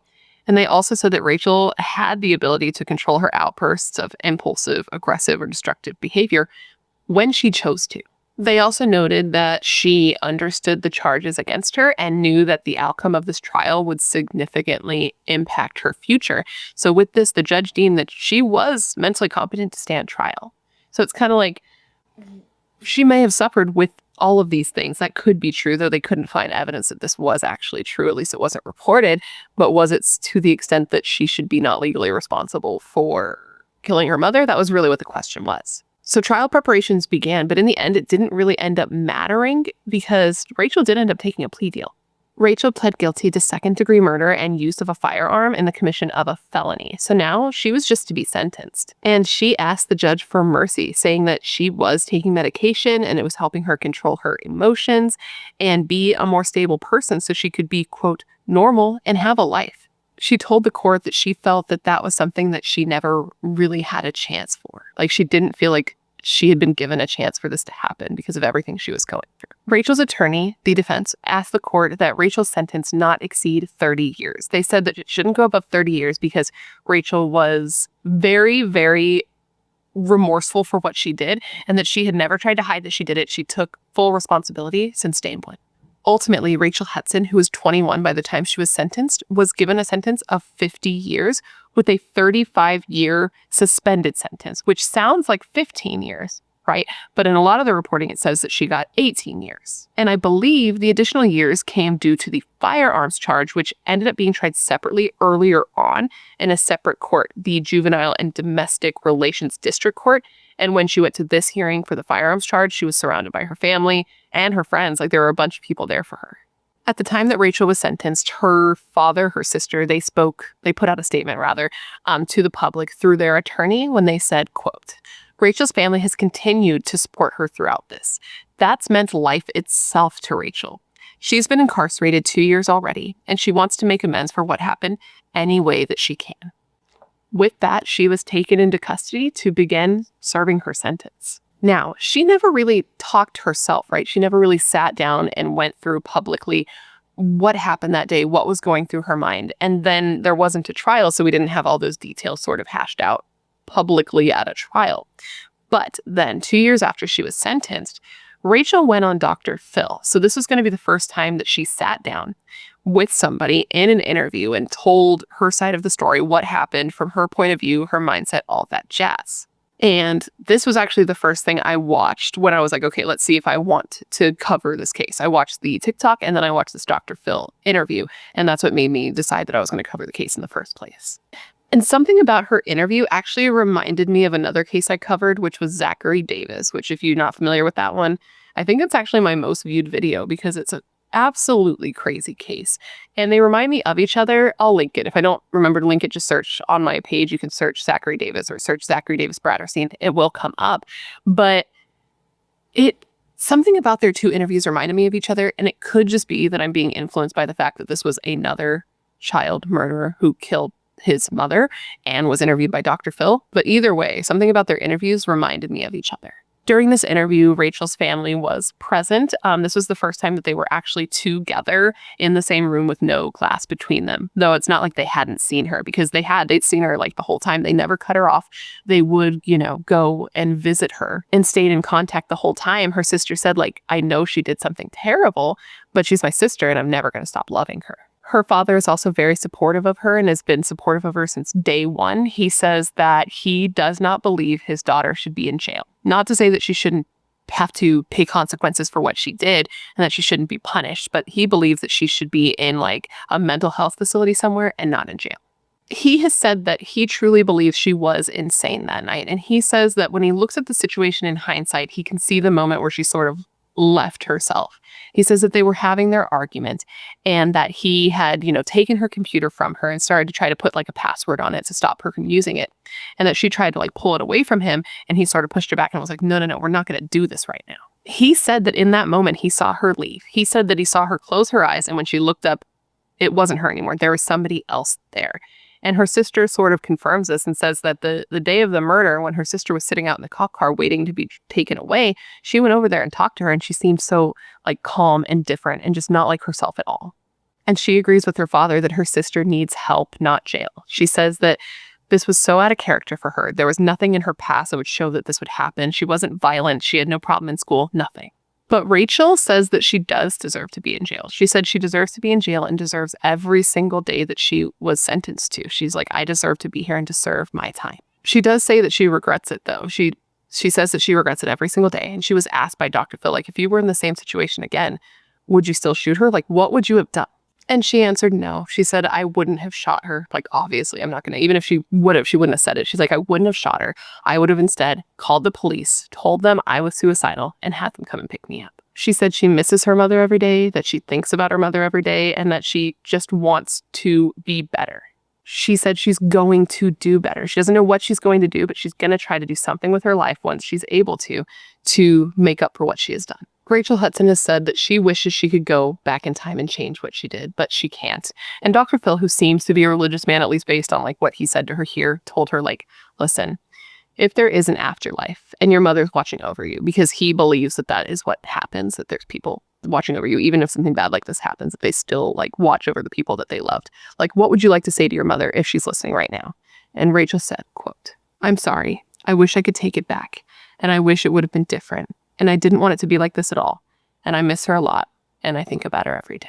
Now, Rachel's family, though supportive, does seem to be a little bit afraid of her. Like, they said that to them, this came out of completely left field. They had no idea that this would happen. So it's scary for them to think that it could just happen randomly again.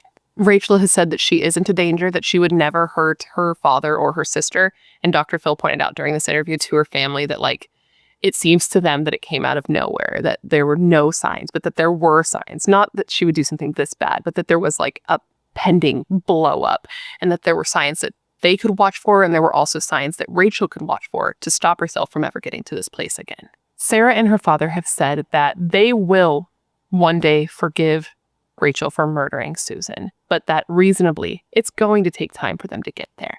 And Rachel responded to them saying, quote, you guys being here for me right now is enough. And then after that, with permission from the jail, Rachel and her father, Rachel and her sister were able to hug for the first time since Rachel was arrested for murdering her mother and his wife. And with that, my friends, is the story of the tragic murder of Susan Hudson. I hope you found this to be informative and I hope my presentation made sense. And of course, I just want to thank you for remembering Susan with me today. And now that I've given you all the information throughout this video, I want to revisit the question of the day, and that was this. Do you believe that Rachel should be in jail, or should she be in a mental health facility getting help for her mental health issues? Let me know all your thoughts in the comments below, because I feel like it could be kind of divided. And now with all of that said, I just want to thank you for being here when you could literally be anywhere else in the world. That is tight. You are tight. Please stay safe and be a better person than you were yesterday, and I hope to see you in my next video. Bye. Today we're going to be discussing Philip Grandine, the pastor who may or may not have murdered his pregnant wife, Anna Karissa Grandine. But before we get started, if you have not yet had the pleasure, please make sure to join the Brat Pack by subscribing and ringing that bell. I put out a new video every single week and I would love to hang out with you. Yes, you, specifically you, but I can only do that if you join the Brat Pack and become one of us. One of us, one of us, one of us. Now, this is a video on a case that I had actually never heard of before. I stumbled upon this case while I was scrolling on Facebook, as one does, and I found myself listening to a 911 call. And it immediately piqued my interest because this was Philip's 911 call. But actually, now that I think about it, this is a case out of Canada, so I don't think it's 911, is it? I heard his call to authorities when he found his wife dead in the family's bathtub. And as I dug deeper and deeper into this case, it got crazier and crazier, from the alleged multiple times that Philip tried to poison his wife's smoothie before he actually was successful in killing her, allegedly, to the pastor's affair with one of his parishioners at church, to the multiple trials, the appeals. There's just so much to this case. So today I'm going to tell you the whole story. I read all the things so that you do not have to. And at the end of this video, I want you to answer the question of the day. I'm going to give it to you now so you can have it kicking around in your brain while we go through all the details. But obviously, I don't want you to answer until you have some information to go on. But the question of the day is this. Do you believe that Philip Grandine is responsible for the death of his pregnant wife? Let me know all your thoughts in the comments below after we go through all the details in this case. And now, with all of that said, come gather around and let me tell you the story of Philip Grandine, the pastor who may or may not have murdered his pregnant wife, Anna Karissa Grandine. Now, I want to start this video off with a quote. It's a quote from the case, but it's also a question to you. And the question is this. If a pastor can betray you, who can you trust? Our story begins on October 17th, 2011, and it was on this day that emergency services received a call that led them to 12 March Road in Scarborough, Ontario, which is in Canada. The man on the other end of the line seemed frantic and just kept telling the operator that he needed help because his pregnant wife was under the water and wasn't breathing. The operator does everything they can to give him instruction and try to keep him calm. They tell him to, get her out of the bathtub and start performing CPR, but he says that he's too helpless and too in shock to administer CPR. And on top of that, every time he tries to pick her up and pull her from the tub, she is too slippery and too wet for him to actually remove her from the tub. When police arrive, they find that the scene doesn't look quite right to them. It isn't sitting, it's not computing, okay? Because not only did 25-year-old Philip Grandine, who was a nurse at this point, by the way, not perform any life-saving measures whatsoever.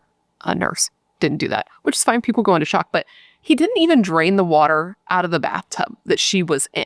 So, not because of that, but kind of because of that, maybe because of that, allegedly because of that, his wife, Karissa Grandine, who was 29 years old and 20 weeks pregnant, had to be rushed to the hospital. But unfortunately, she did not survive, and neither did the couple's unborn baby. Now, who were Philip and Karissa Grandine? Let's start with Karissa. Anna Karissa Darvin, who went by Karissa, was described as a beautiful person and a pure and gentle soul. Karissa was born in the Philippines, and she was born on November 10th, 1981, and she was one of two daughters. Her and her sister Hannah were born to parents Maria and Roman. Karissa and her family moved to Canada and settled in Toronto in 1994, where she worked extra jobs so that she could go to the University of Toronto. And there she went on to graduate in 2006 with an honors bachelor's of science in human biology and archaeology, and then went on to work for Berkeley, Canada and downtown Toronto as a casualty underwriter. So she was killing it at school, she was killing it at work, and soon she was going to be killing it at her love life, because 2 years after she graduated college, she ended up marrying a man who she very much loved, named Philip Grandine, effectively making her Karissa Grandine. Now, Philip Grandine was known as being confident and outgoing. He graduated as an Ontario scholar and won the Outstanding Boy Award from Paris District High School in 2004, and that was prior to graduating, obviously. I kind of did that backwards for some reason. In 2003, when he was 17 years old, he was a runner-up in the Paris Fair Ambassador competition, which I guess was a big deal in Canada. If you're from Canada, let me know, because I saw that this is a parade, a fair that's been going on for 150 years. So for him to win this was a pretty big deal. Philip had graduated from the seminary in 2007 with a bachelor's degree in theological studies, and then went on to become a pastor at the Ennerdale Road Baptist Church and an assistant pastor at the Park Lawn Baptist Church from 2008 to 2010. So all said, Philip seemed to be a pretty good match for Karissa specifically, because I didn't mention this yet, but Karissa loved God. She was a very religious, God-fearing woman. That was a very important part of her life. She loved God so much that on her Find a Grave after she was murdered, it said that in lieu of donations to her, you could instead make donations directly to Jarvis Street Baptist Church or Child Evangelism Fellowship of Canada, and these could be made in Karissa's memory. In life, she was super active in several Baptist churches. She was seen as the, quote, true example of a saint. And one of these Baptist churches that she was super active in was the Ennerdale Road Baptist Church, which is where, Philip was a pastor.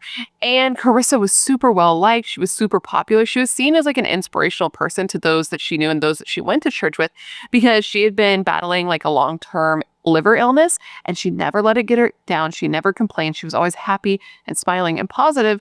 And she was exactly the type of person who would have every reason to complain and think like, this kind of sucks, because living with a chronic illness is awful. So a God-fearing woman meets a God-fearing man who's literally a pastor. Match made in heaven. Sounds pure, right? Except it's not. Otherwise, we wouldn't be here talking about it today. Anyways, the two went on to get married, and they moved in together to a little bungalow in Scarborough, which a bungalow, by the way, which I did not know this, is a little house, like just a little house. I don't know why I thought that it was something else. And I always just called a little house. But apparently like a little single-story house is a bungalow. But if you already knew that, I'm sorry for wasting your time.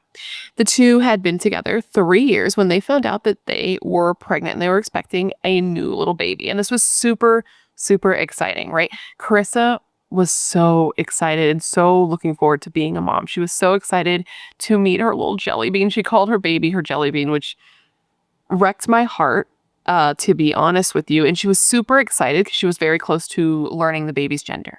She was actually just days away from learning that she was going to have a baby girl when she was killed. And it's just so sad, man, because she was so excited about this, and she never even got to find out the gender of her baby because she was killed.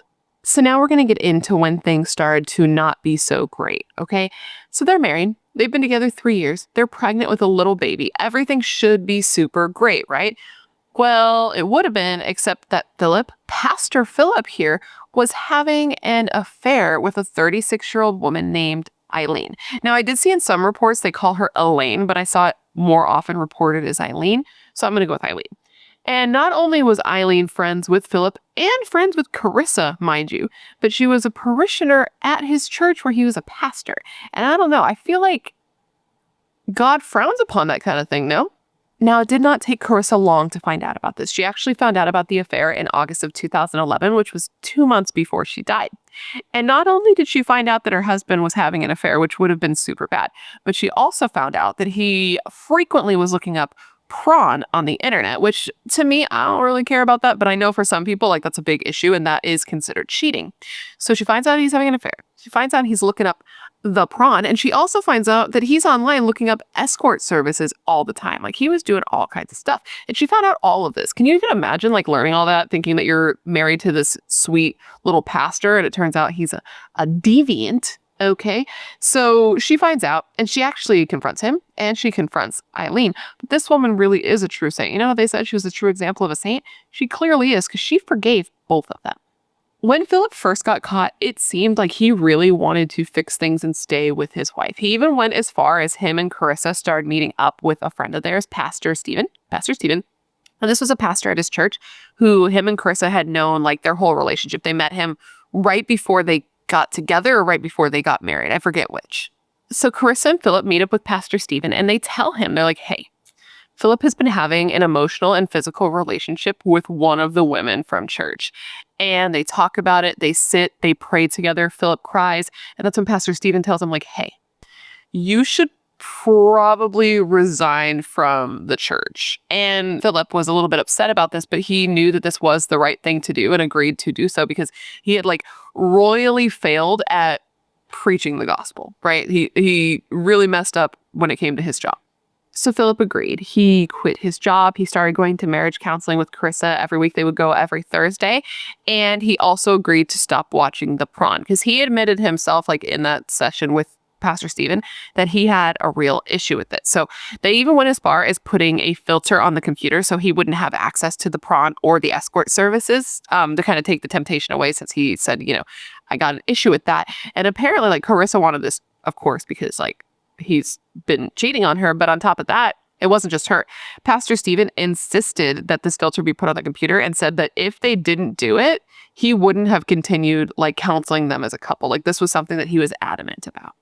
So where we are now is Philip has stopped his affair, started marriage counseling, was reconnecting with his wife, has quit his job as a pastor, and got a new job as a nurse and a manager at O'Neill Retirement Home, where he was in charge of distributing and disposing of medications.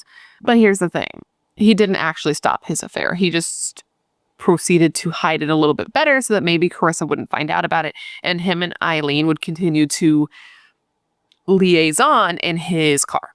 But Karissa wasn't dumb. Like, a woman knows when there's something going on with, well, not all women.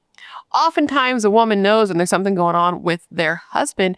And she clearly had some feeling that something was happening because she confronted him on this during a session with Pastor Stephen.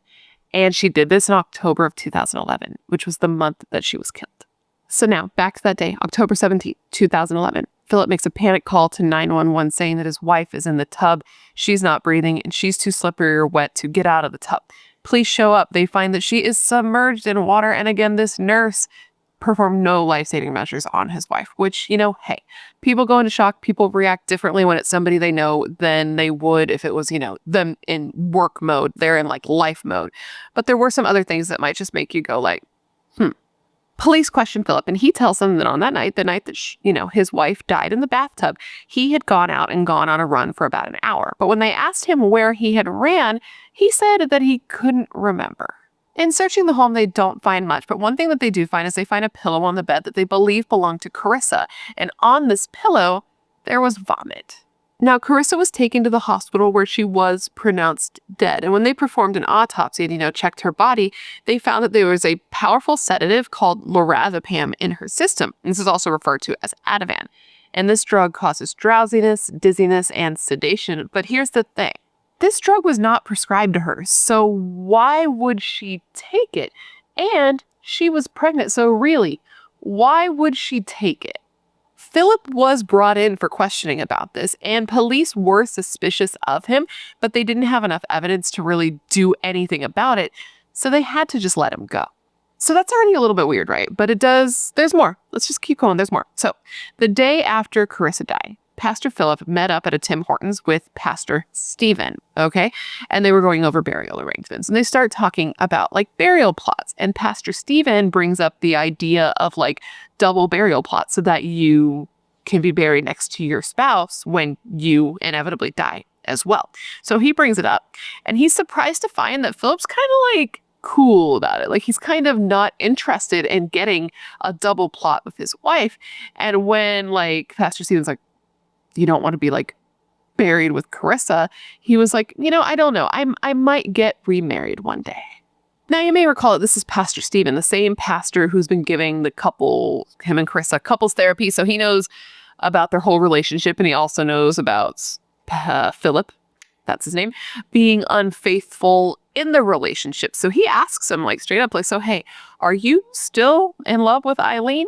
And Philip tells him, yeah. And the pastor at this point kind of gets snarky with him and is like, well, I guess everything worked out in your favor and you can like ride off into the sunset now, can't you? And this whole situation didn't sit quite right with Pastor Stephen. He thought that it was inappropriate and weird that Philip seemed more interested with his girlfriend, essentially, than his dead spouse. And he just felt like this is not the type of thing that he should be thinking about the day after his wife was accidentally dead. That was a weird way to put it. But you know what I'm saying? He thought that it was weird and the whole thing sat real off with him. Now, from there, time went on. Karissa's funeral took place 2 weeks after she was killed, and this took place at the Jarvis Baptist Church. And in her find-a-grave, Philip was actually described as a loving husband and they a loving couple. 6 months went by with people having no real idea what was going on, not even sure if this was a murder or an accidental death. But then, in May of 2012, police came and they arrested Philip in connection with Karissa's murder. Turns out that during these 6 months where it seemed like nothing was happening, police were really looking into Philip, and they came to the conclusion that Philip had intentionally drugged his wife with the plan to kill her. So he was arrested. He was charged with first-degree murder, and he was given bond. It was $305,000, and he did post bond, and he was released to his parents' house where he had to stay on house arrest, and he wasn't able to leave their house unless he was accompanied by his mother or his father, and that's where he stayed while he awaited trial. As I'm sure you can imagine, people were completely shocked to see that Philip was arrested for this. A neighbor named Linda came out and spoke to reporters saying that it just seemed completely unbelievable that Philip could be responsible for Karissa's death. She said in the time that she had been neighbors with the Grandines, which was 2 years, they had gotten to be pretty close. They would come over to her house in the summers and have lemonade. And she spent time with them on Philip's birthday, even meeting like their friends and their family. And I guess when they got pregnant, they like went over to her house to tell her about the pregnancy. And like they joked about how their life was about to change forever. And she said that she just cannot believe that he would do something like that. They were so nice. They seemed so happy together. And that she couldn't imagine what Karissa's family was going through at that time. And really, really hoped that Philip was innocent because the alternative was just too hard for people to even imagine. The new pastor who took over for Pastor Philip, this was Pastor Jesse, said that the congregation was really taking it super hard, like that Philip was arrested for this. And then can a pastor be a woman? I don't know. They said of this, quote, "They're shocked, trying to come to grips with the whole thing. It's tough. As well, these are at this point allegations, and we want justice to be served one way or the other. We want the truth to come out."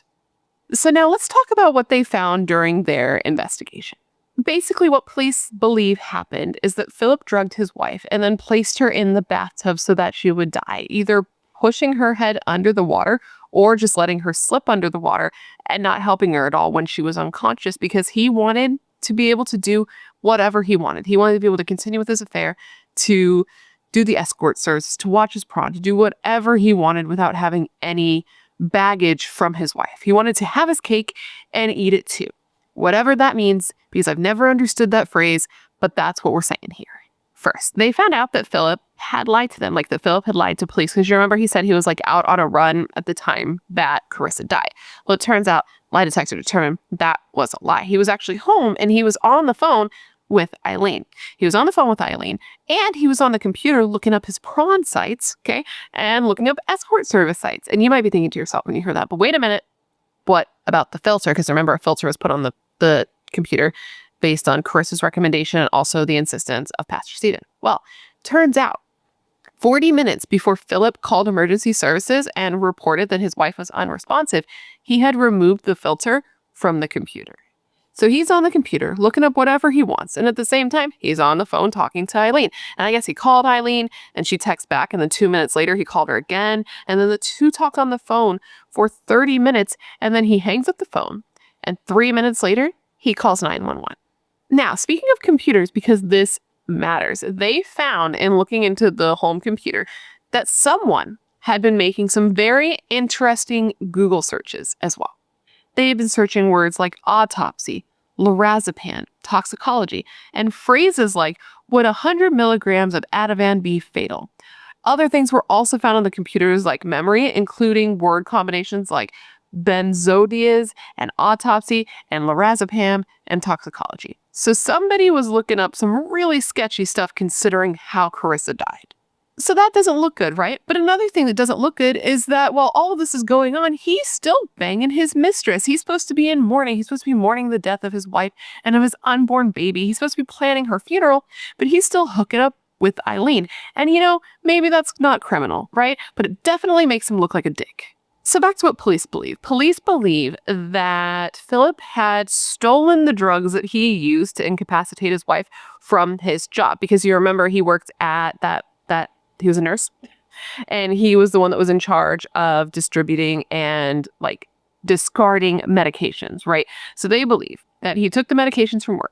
He came home and he used them to spike her smoothie. So he would make her a smoothie, she would drink it, and she would get sick. And he believed that he had tested this on himself to see how the effects would affect him. And he had tested it on Karissa to see like what her effects looked like. So he knew like how to proceed, right? Okay, there's evidence though. Let me get to it. So police spoke to Pastor Stephen, and Pastor Stephen told them about a weird encounter he had had with Philip during one of their sessions. This was a session that was not long before Karissa was killed. And he said during this session, Philip seemed super weird, super out of it. He was super groggy. He was slurring his words. He wasn't able to stay awake. Pastor Stephen said it was clear to him that Philip was on something at the time, but of course at the time he had no idea that this was going to happen. So he didn't, hindsight being 2020, he connected it and believed that he might have been using those drugs in himself. And this was just a day before Karissa would end up in the hospital because of allegedly being poisoned as well. Now, it's believed the reason that Karissa ended up in the hospital on this day is because Philip had tried these drugs out on her. So basically what happened is this was on October 14th, 2011, so just days before she would be killed. Philip made Karissa a banana smoothie. She drank it, and shortly after drinking it, she had to be rushed to the hospital by Philip. She was showing symptoms of dizziness, sedation, impaired muscle control, and disorientation, and all these symptoms lasted in her for more than 12 hours. This was super scary for Karissa because she was said to have been very cautious in her pregnancy, and she was worried that something could be wrong with her, something could be wrong with her baby. Even her mother and sister came and met her at the hospital, and she talked to them and told them that she was super scared. She was super worried because she felt so awful, and she couldn't figure out why she felt so awful, what the cause of this could be. And she told them that she had just been throwing up nonstop, that she had thrown up 11 or 12 times until there was just nothing left even in her stomach. And then, as if that's not bad enough, and this part gave me goosebumps and made me feel so uncomfortable, and it's something that really put her family on edge then, and especially put them on edge after Karissa died. Apparently, while in the hospital, Karissa turned to Philip and asked him, quote, "Philip, did you give me a pill?" And I guess this question really caught him off guard because he kind of stopped in his tracks, not really sure what to say, it seemed like, and then just simply answered, "No." Isn't that so just scary? When I heard that, I was like, the fact that she even asked him that, I would never, ever, ever, if I was feeling sick, I would never ask my husband if he gave me a pill. I would never suspect that he would do that. You know what I mean? And the fact that she did is so horrifying. But her blood was drawn that night. And when the blood was tested, it showed that Ativan was in her system, which is the same drug that was in her system the day that she died. Now, I guess during her time at the hospital during this trip, it was very tense and very awkward and uncomfortable. I guess Philip seemed weird. He seemed distant. He seemed antsy. He seemed like he didn't want to be there, he wanted to leave. And it was very apparent to Karissa and her family. It was so apparent that Karissa actually snapped at him. She was like, "What? Do you got somewhere to be? You want to go home? You have somebody waiting there for you?" It was clear that she could tell he didn't want to be there. And this was a very tense moment, and it seemed like they were about to fight, but then luckily, well, not luckily, I don't know if it's luckily, I don't know what the situation was, but it got cooled off because a doctor came and took her to go and do her CAT scan so that they could see, what could be the cause of why she was feeling the way she was. So Karissa underwent several tests that night for them to try to figure out what was wrong with her, but ultimately she just got sent home because her symptoms started to go away and she started to feel better. Now, it turns out that Karissa's family, her mother, her sister, told police about this whole situation right away. As soon as she died, they were like, "Yo, this happened. We were in the hospital.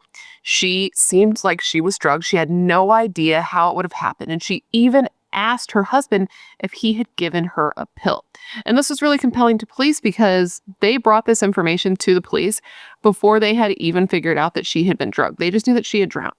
So they were giving them information that they didn't know yet that turned out to be true.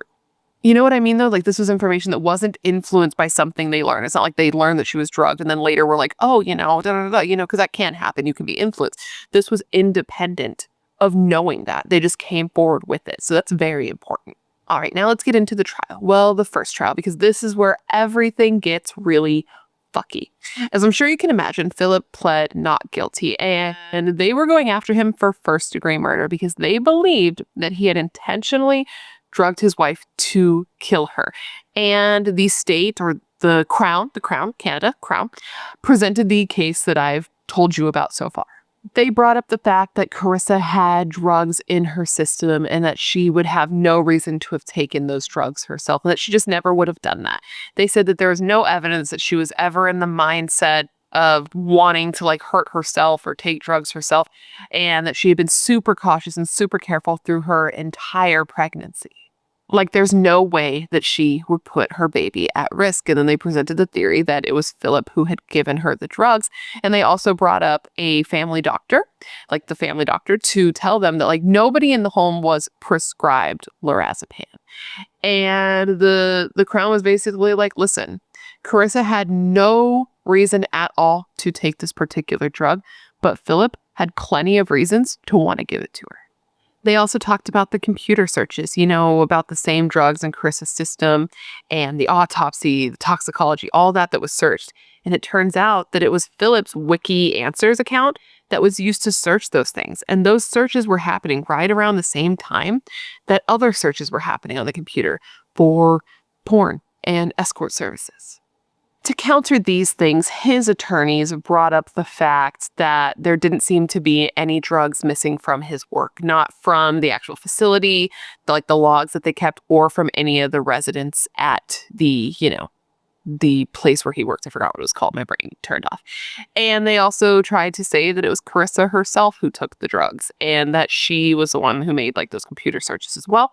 And that she was trying to self-medicate because she was unhappy at the state of her life with everything that had been going on with her husband's affair and things like that. And the way they tried to strengthen this was by saying that at the same time the searches were happening, Karissa's Facebook page was also active, which I feel like the Google searches for the escort services and the porn are more compelling than a Facebook being active, because some people just leave their social media logged in. So that didn't feel quite as compelling to me personally. Another thing that was discussed at the trial was the filter that had been on the computer that was removed from the computer right around the time that Karissa would have been dying. The prosecution, the Crown, I keep saying prosecution because I'm from America, but the Crown was basically listen, he removes this filter from the computer because he was certain that his wife wasn't going to be there to object to it being removed, right? That alone shows his intent to kill her. But then the defense was well, no, he isn't the one who removed it. Karissa removed it herself because she didn't want him to be burdened with the fact that it was there after she took her own life.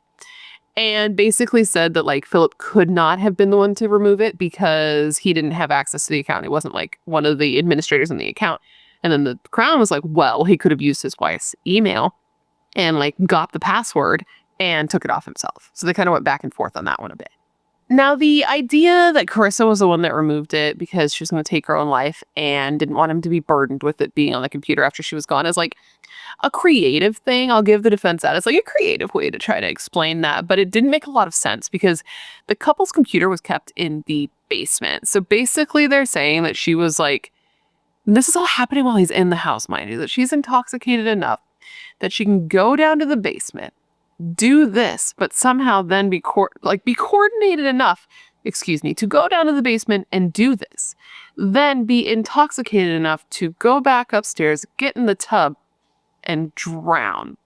You know what I mean? It just didn't, the math wasn't really mathing there. In court, they talked about Eileen and how, him being with her was sort of a motive for him. And they talked about just how often Philip and Eileen talked to each other, because I guess in the months leading up to Karissa's death, Eileen and Philip texted thousands of times. And even on the day that Karissa died, they sent 300 text messages back and forth. They also had Eileen testify herself, and her testimony was definitely super compelling. She told the court all about their affair and how they were banging for a while, and they kept doing it after Karissa died for months, until January of 2012, they were still sleeping with each other. She told them about how often they talked and how even while his wife was in the hospital not feeling well, the two of them were talking. And she said that he often joked about the two running away together so that they could just be together. But she did say that he never did talk about harming his wife. But one thing she said that really stuck out to me is she told the court that Philip asked her if he should even go to his dead wife's funeral. I know. Let's let that sink in, and then let's just move past it. The prosecutor basically told the court that Philip could be found guilty of 2 crimes: stealing the drugs to give Karissa and also giving them to her, resulting in her death. They said that the case was mostly circumstantial, but that the circumstantial evidence was overwhelming. And they believed again that he had taken the drugs, he had spiked her smoothie, he had given it to her to incapacitate her, and then put her in the bathtub so that she could just die. And as far as the defense, they said that they believed that Karissa had done this to herself, either by accident or on purpose. And as far as Philip went, he did not testify at this trial. Now, even though the Crown was going after a first-degree murder conviction, the jury was having trouble coming to a conclusion. Like, all of them weren't able to agree that he had willfully killed Karissa. So they weren't able to get him, like they weren't able to get a conviction on that charge, right? But that's not to say that he wasn't found guilty at all. He did end up being found guilty of manslaughter. So he was responsible for her death. They just didn't believe that they couldn't come to the conclusion that he had done it on purpose. So he was found guilty of manslaughter, and he was given 15 years for this crime. The judge said that this was as close to a murder as a manslaughter case could get, and that the drugging wasn't like an all of a sudden thing. He had researched and planned this. He had stolen the drugs and tested them on him and her and then killed her. And the judge said of this, quote, "His behavior was diabolical and violent. It was planned and premeditated and took place not just on the night of her death, but days before, when he experimented with the lorazepam on her and on himself to see what the effects of the drugs would be." Karissa's sister Hannah gave a statement alongside her mother at the time that his, guilty verdict was read. And she said of this, quote, "Karissa was truly a kind and generous person. She has been and will continue to be sorely missed. We know that God is in control of the situation, and we are ever grateful for everyone's thoughts and prayers." And as for Philip, he spoke through his attorney. His attorney came out and said that he and his family were absorbing the events of the day, and that they were satisfied with the fact that the jury had not believed that he intended to kill his wife. But they weren't happy with the sentence that he was given, because apparently in Canada, similar crimes were given a sentence of closer to 5 to 7 years. So he believed that the 15 was excessive. Now, it's super weird here and kind of random, but I'm still going to tell you about, is that Canadian Parliament ended up using this case, this sentencing, as an example. Basically, they were saying that because his sentence was so severe, 15 years, this was showing that a woman's pregnancy could be used as an aggravating factor in a case to get a harsher punishment. And I was like, that's very interesting that you think that 15 years is a super harsh punishment for killing somebody and a baby. But go off. But anyways, back to Philip. Now, as I'm sure you will not be surprised, Philip did appeal his conviction, as they always do. But something that may actually surprise you is that his appeal was successful. Basically, what happened here is the trial judge fucked up a little bit. So they went through the entire trial. Both sides presented their side. And then at the end, the judge threw out a totally new theory about what could have happened to Karissa. And if the jury believed that this thing had happened to Karissa, they could have found him guilty of manslaughter, right?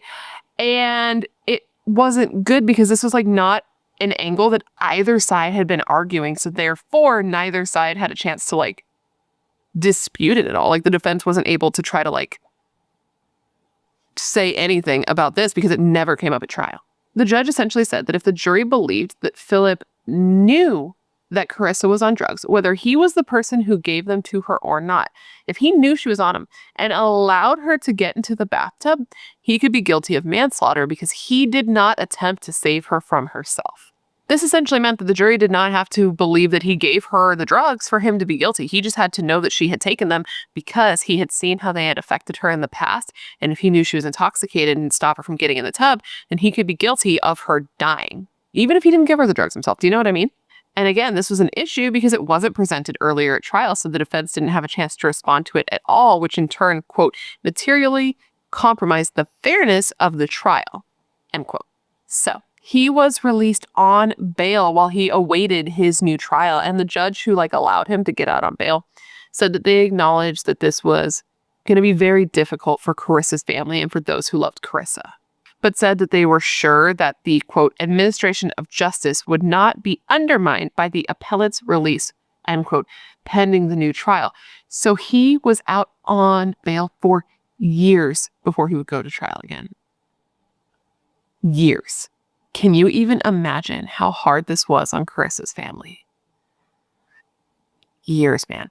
Her mother said of this, quote, "The reopening of my daughter's case continues to make the wound of losing her so palpable and raw again and again, considering that the person who she thought would have loved her and protected her, being her husband, has in the end betrayed her."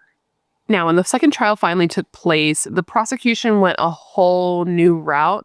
Their strategy was totally different. For whatever reason, they were not able to say that Philip intended to kill his wife. They weren't able to say it, and they weren't able to show evidence that would suggest that at all. On top of that, the new jury was aware that he had had a trial before and had been convicted, but they weren't able to know like the outcome of that trial or why he was given a new trial. With that, Philip was this time charged with manslaughter, not murder, and again, he pled not guilty. The defense pretty much had the same argument. They had two angles that they were going with. One was that she had taken the drugs herself because she was suicidal over the condition of her marriage and the fact that her husband was cheating on her. But nobody really bought this because she was like a deeply religious woman who wouldn't take her own life and wouldn't like put the life of her baby in jeopardy. But the other angle they were going after was that this could have been an accident. They suggested that she could have been self-medicating, but not trying to kill herself, that she was just depressed and she didn't want to feel so much, so she took these drugs, and that she could have accidentally drowned. And they tried to say that this happened because she did have evidence, which I haven't even mentioned yet, but she did have evidence of blunt force trauma on her head. And it wasn't an injury that would have been bad enough to kill her, but it's something that could have knocked her out. So they were basically saying that she got in the tub because she had taken some drugs. She had like slipped because it was slippery, it was wet, she was intoxicated. She hit her head, passed out, and then accidentally drowned. But it's also been said that she could have gotten this head injury because Philip was, quote, trying to get her out of the water, and that when he was trying to get her out of the water, she may have hit her head at that point, because she kept slipping. Because if you recall, he was told to take Karissa out of the tub and put her on the floor on her left side, but he said he couldn't do it because she was too heavy and too slippery. So they think that it's possible that she could have gotten that head injury at that time as well. The prosecution basically went with what the judge had said last time, but this time, argued it at trial so that it would have to be addressed. They said that it was Philip's duty to protect his wife. And even if he was not the person to give her the drugs, he knew how they had affected her. He had seen her at the hospital and seen how they had affected her previously. And there was no way that he could have been in that house and not seen how intoxicated she was from the drugs, even if he wasn't the one who gave them to her. And even if he was the one who gave them to her, but hadn't intended to kill her, that he could still be responsible for not protecting her from herself. But the prosecution definitely seemed to believe that he was the one who gave her the drugs, even if he hadn't intended to kill her. And the prosecution said of this quote, "Karissa Grandine died because she had been unknowingly sedated. She was drugged without her knowledge or permission. She was drugged against her will.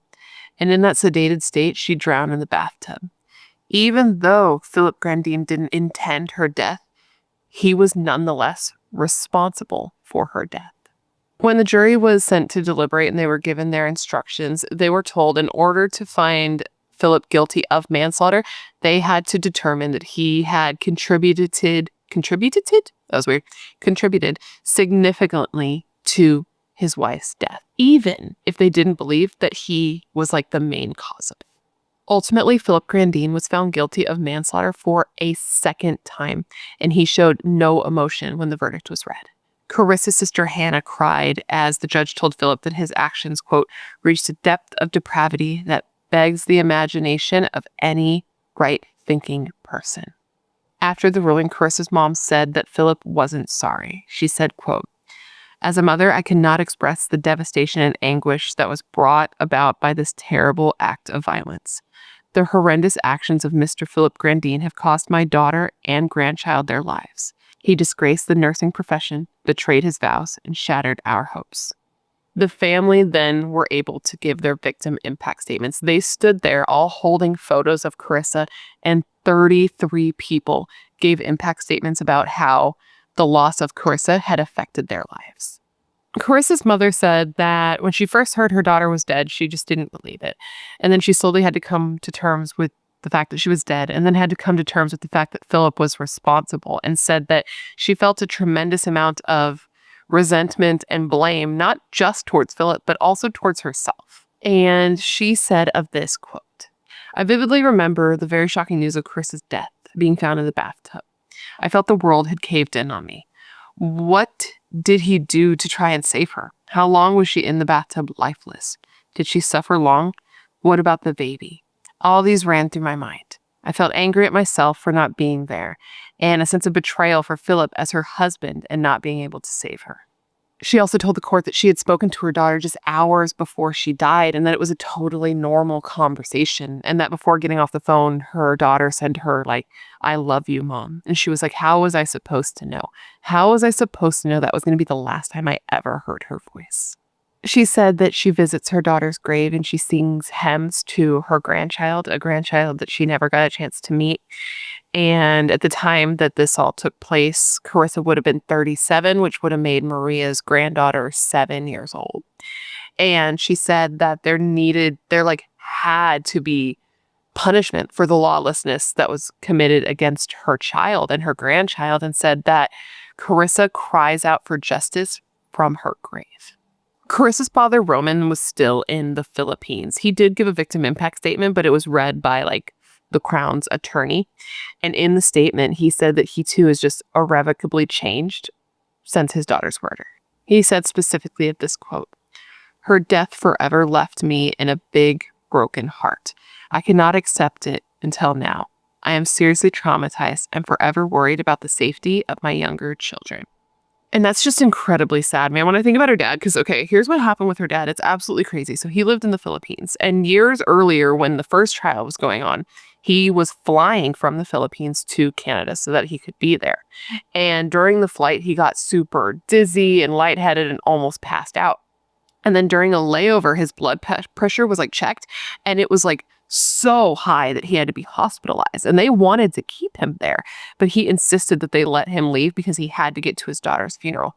And he found out later that he had suffered 2 strokes that day. Isn't that crazy? It's just absolutely crazy, and it just shows that this kind of thing affects more than just the person that you're killing. Carissa's cousin Anthony said it best when he said that her murder was outright evil. Everyone spoke out against Philip, dude. Everyone was affected. The leaders of the church were devastated to find out that he had actually done this. Can you imagine working with somebody, especially if that's your job, and finding this out, how devastating that would be? There was a Deacon Robert, said that he was ashamed for not noticing the despicable things that Pastor Philip was doing and was capable of. He also said that Philip doing this has stolen his trust and his faith in people. And he said that's because, quote, "If a pastor can betray you, who can you trust?" Another church leader, this was a church leader named Cliff, who had known Karissa since she was a child, said losing her had left a hole in their community. And he said specifically of this, quote, "We lost a giver, not a taker. Someone who loved life, her family, and that child to be. Now we must honor the memory of her."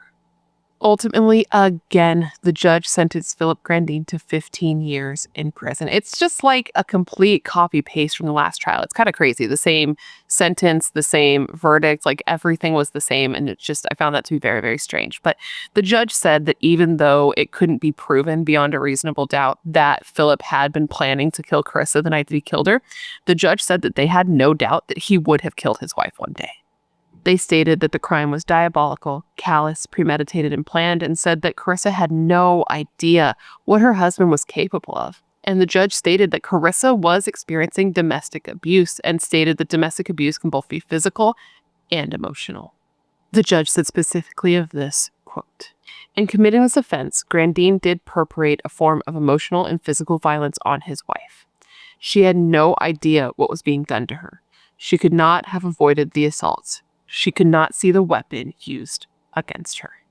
The judge then stated that Karissa was a kind, generous, and considerate person that was beloved by every single person but the person who was supposed to love her most, and then added that if he was so unhappy, he could have just left her. Philip did not react when the verdict was read, when the sentencing was read. He didn't react while Carissa's mother poured her eyes out on the stand. Through the entire trial, he just sat stone-faced. Now, this is going to blow your mind a little bit or a lot of it. After finally getting justice again, after finally him being found guilty, him being sentenced again, I believe this was in 2020, just hours after his sentence was read, his attorney was in the courthouse requesting that his client be let out of jail again because they were going to appeal again. The prosecution objected to this bail request, of course, saying that his grounds for appeal were insubstantial and said that the general public, not just Karissa's friends and family, were outspoken in their opposition against Philip's release. Despite the great outrage, Philip was released again on bail while he waited for his second conviction to be appealed. He was let out again. Karissa's family was devastated. Her sister was very outspoken in how she was outraged, she was angry, she was sad. She said that her family had come to Canada from the Philippines for a better life, and that their experience with the justice system there has just been like completely eye-opening and surprising. And she basically said, like, how are we supposed to trust in any system that gives a convicted murderer this much power? You remember Cliff, that church leader? Well, he was outspoken with his distaste for this decision and said that it's like a very sad day for the family because they have to go through all of this again. He added that the family gets no closure while this monster gets to play the system, and said that basically they're treating the victim like the criminal and the criminal like a victim. So he was out waiting for his appeal, and his appeal raised a few issues, like the fact that he thought the judge should have like excluded certain evidence, like certain computer searches, and also said that that he believed that his sentencing of 15 years was excessive. In the end, the Court of Appeals rejected Philip's second appeal, saying that they didn't have any grounds to interfere with the sentencing and that the amount of time he was given was fit and reasonable. They also said that the determination of the court was correct, saying that Philip had general and specific knowledge of his wife's risks in ingesting the drugs that were in her system, both because he had seen how they affected her specifically and because of his job as a nurse. He saw how they affected people generally. It was his duty to intervene and to save her. Now, that was in 2022, so I have to assume he's back in jail by now. I could not find a single article that expressed that specifically. But I mean, with that much time, I have to imagine he is. If you are local and you know, please put it in the comments for us so I can like pin it so that we can see it. But I have to assume he's back in jail now. Her family now has the opportunity to try to heal, know that they finally can be rest assured that justice has been served for Karissa, you know? They literally had to wait, what, like almost 10 years? He got 6 years off after the first trial, waiting on that appeal, and then another 2 years. It's absolutely wild that he was able to get that much free time out of jail, especially considering there were 2 trials, 2 convictions, 2 appeals. It's ridiculous. They said that Karissa was at her most vulnerable, being, 5 months pregnant, and she was experiencing domestic abuse.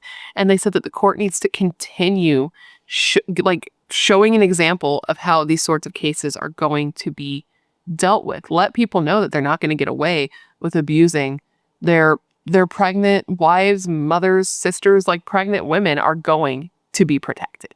Karissa's sister Hannah said of the appeal's rejection, and I quote, "We are heartened to know that he will finally be in custody for a crime he was convicted of, not once, but twice." And with that, my friends, is the story of the death of Karissa Grandine. I hope you found this to be informative and that it made sense and that I gave you all the information you would want when looking into this case. And of course, I just want to thank you for remembering Karissa with me today. Now, considering everything I've told you throughout this video, because I know it's been like a lot of back and forth, a lot of information, I want to revisit the question of the day, and that is this. Do you believe that Philip is responsible for the death of his pregnant wife? Let me know all your thoughts in the comments below, because I do feel like this is the type of case that could be divisive, and I'd love to see what you guys think about this. But anyways, guys, before you leave, please don't forget to let me know what case you'd like to see me cover in the future. As you know, I have a long list of cases, and whenever you leave a suggestion, I put it on my list with your name next to it. So if I cover it, I can give you a shout out. I love looking into the cases you guys are interested in, because they're often cases that I haven't heard of or need more coverage, and I know you're filled with good ideas and good taste. Otherwise, you would not be here. Before you go, please don't forget to join the Brat Pack by subscribing and ringing the bell. I put out a new video every single week, sometimes 2 a week, and I would love to hang out with you. Yes, you, specifically you. And if you want to hang out more consistently, all my social media is listed down below for your convenience, along with a link to my membership, where you can get early access to non-sponsored videos, priority comment responses, things like that. And now with all of that said, I just want to thank you for being here when you could literally be anywhere else in the world. That is tight. You are tight. Please stay safe and be a better person than you were yesterday, and I hope to see you in my next video. Bye.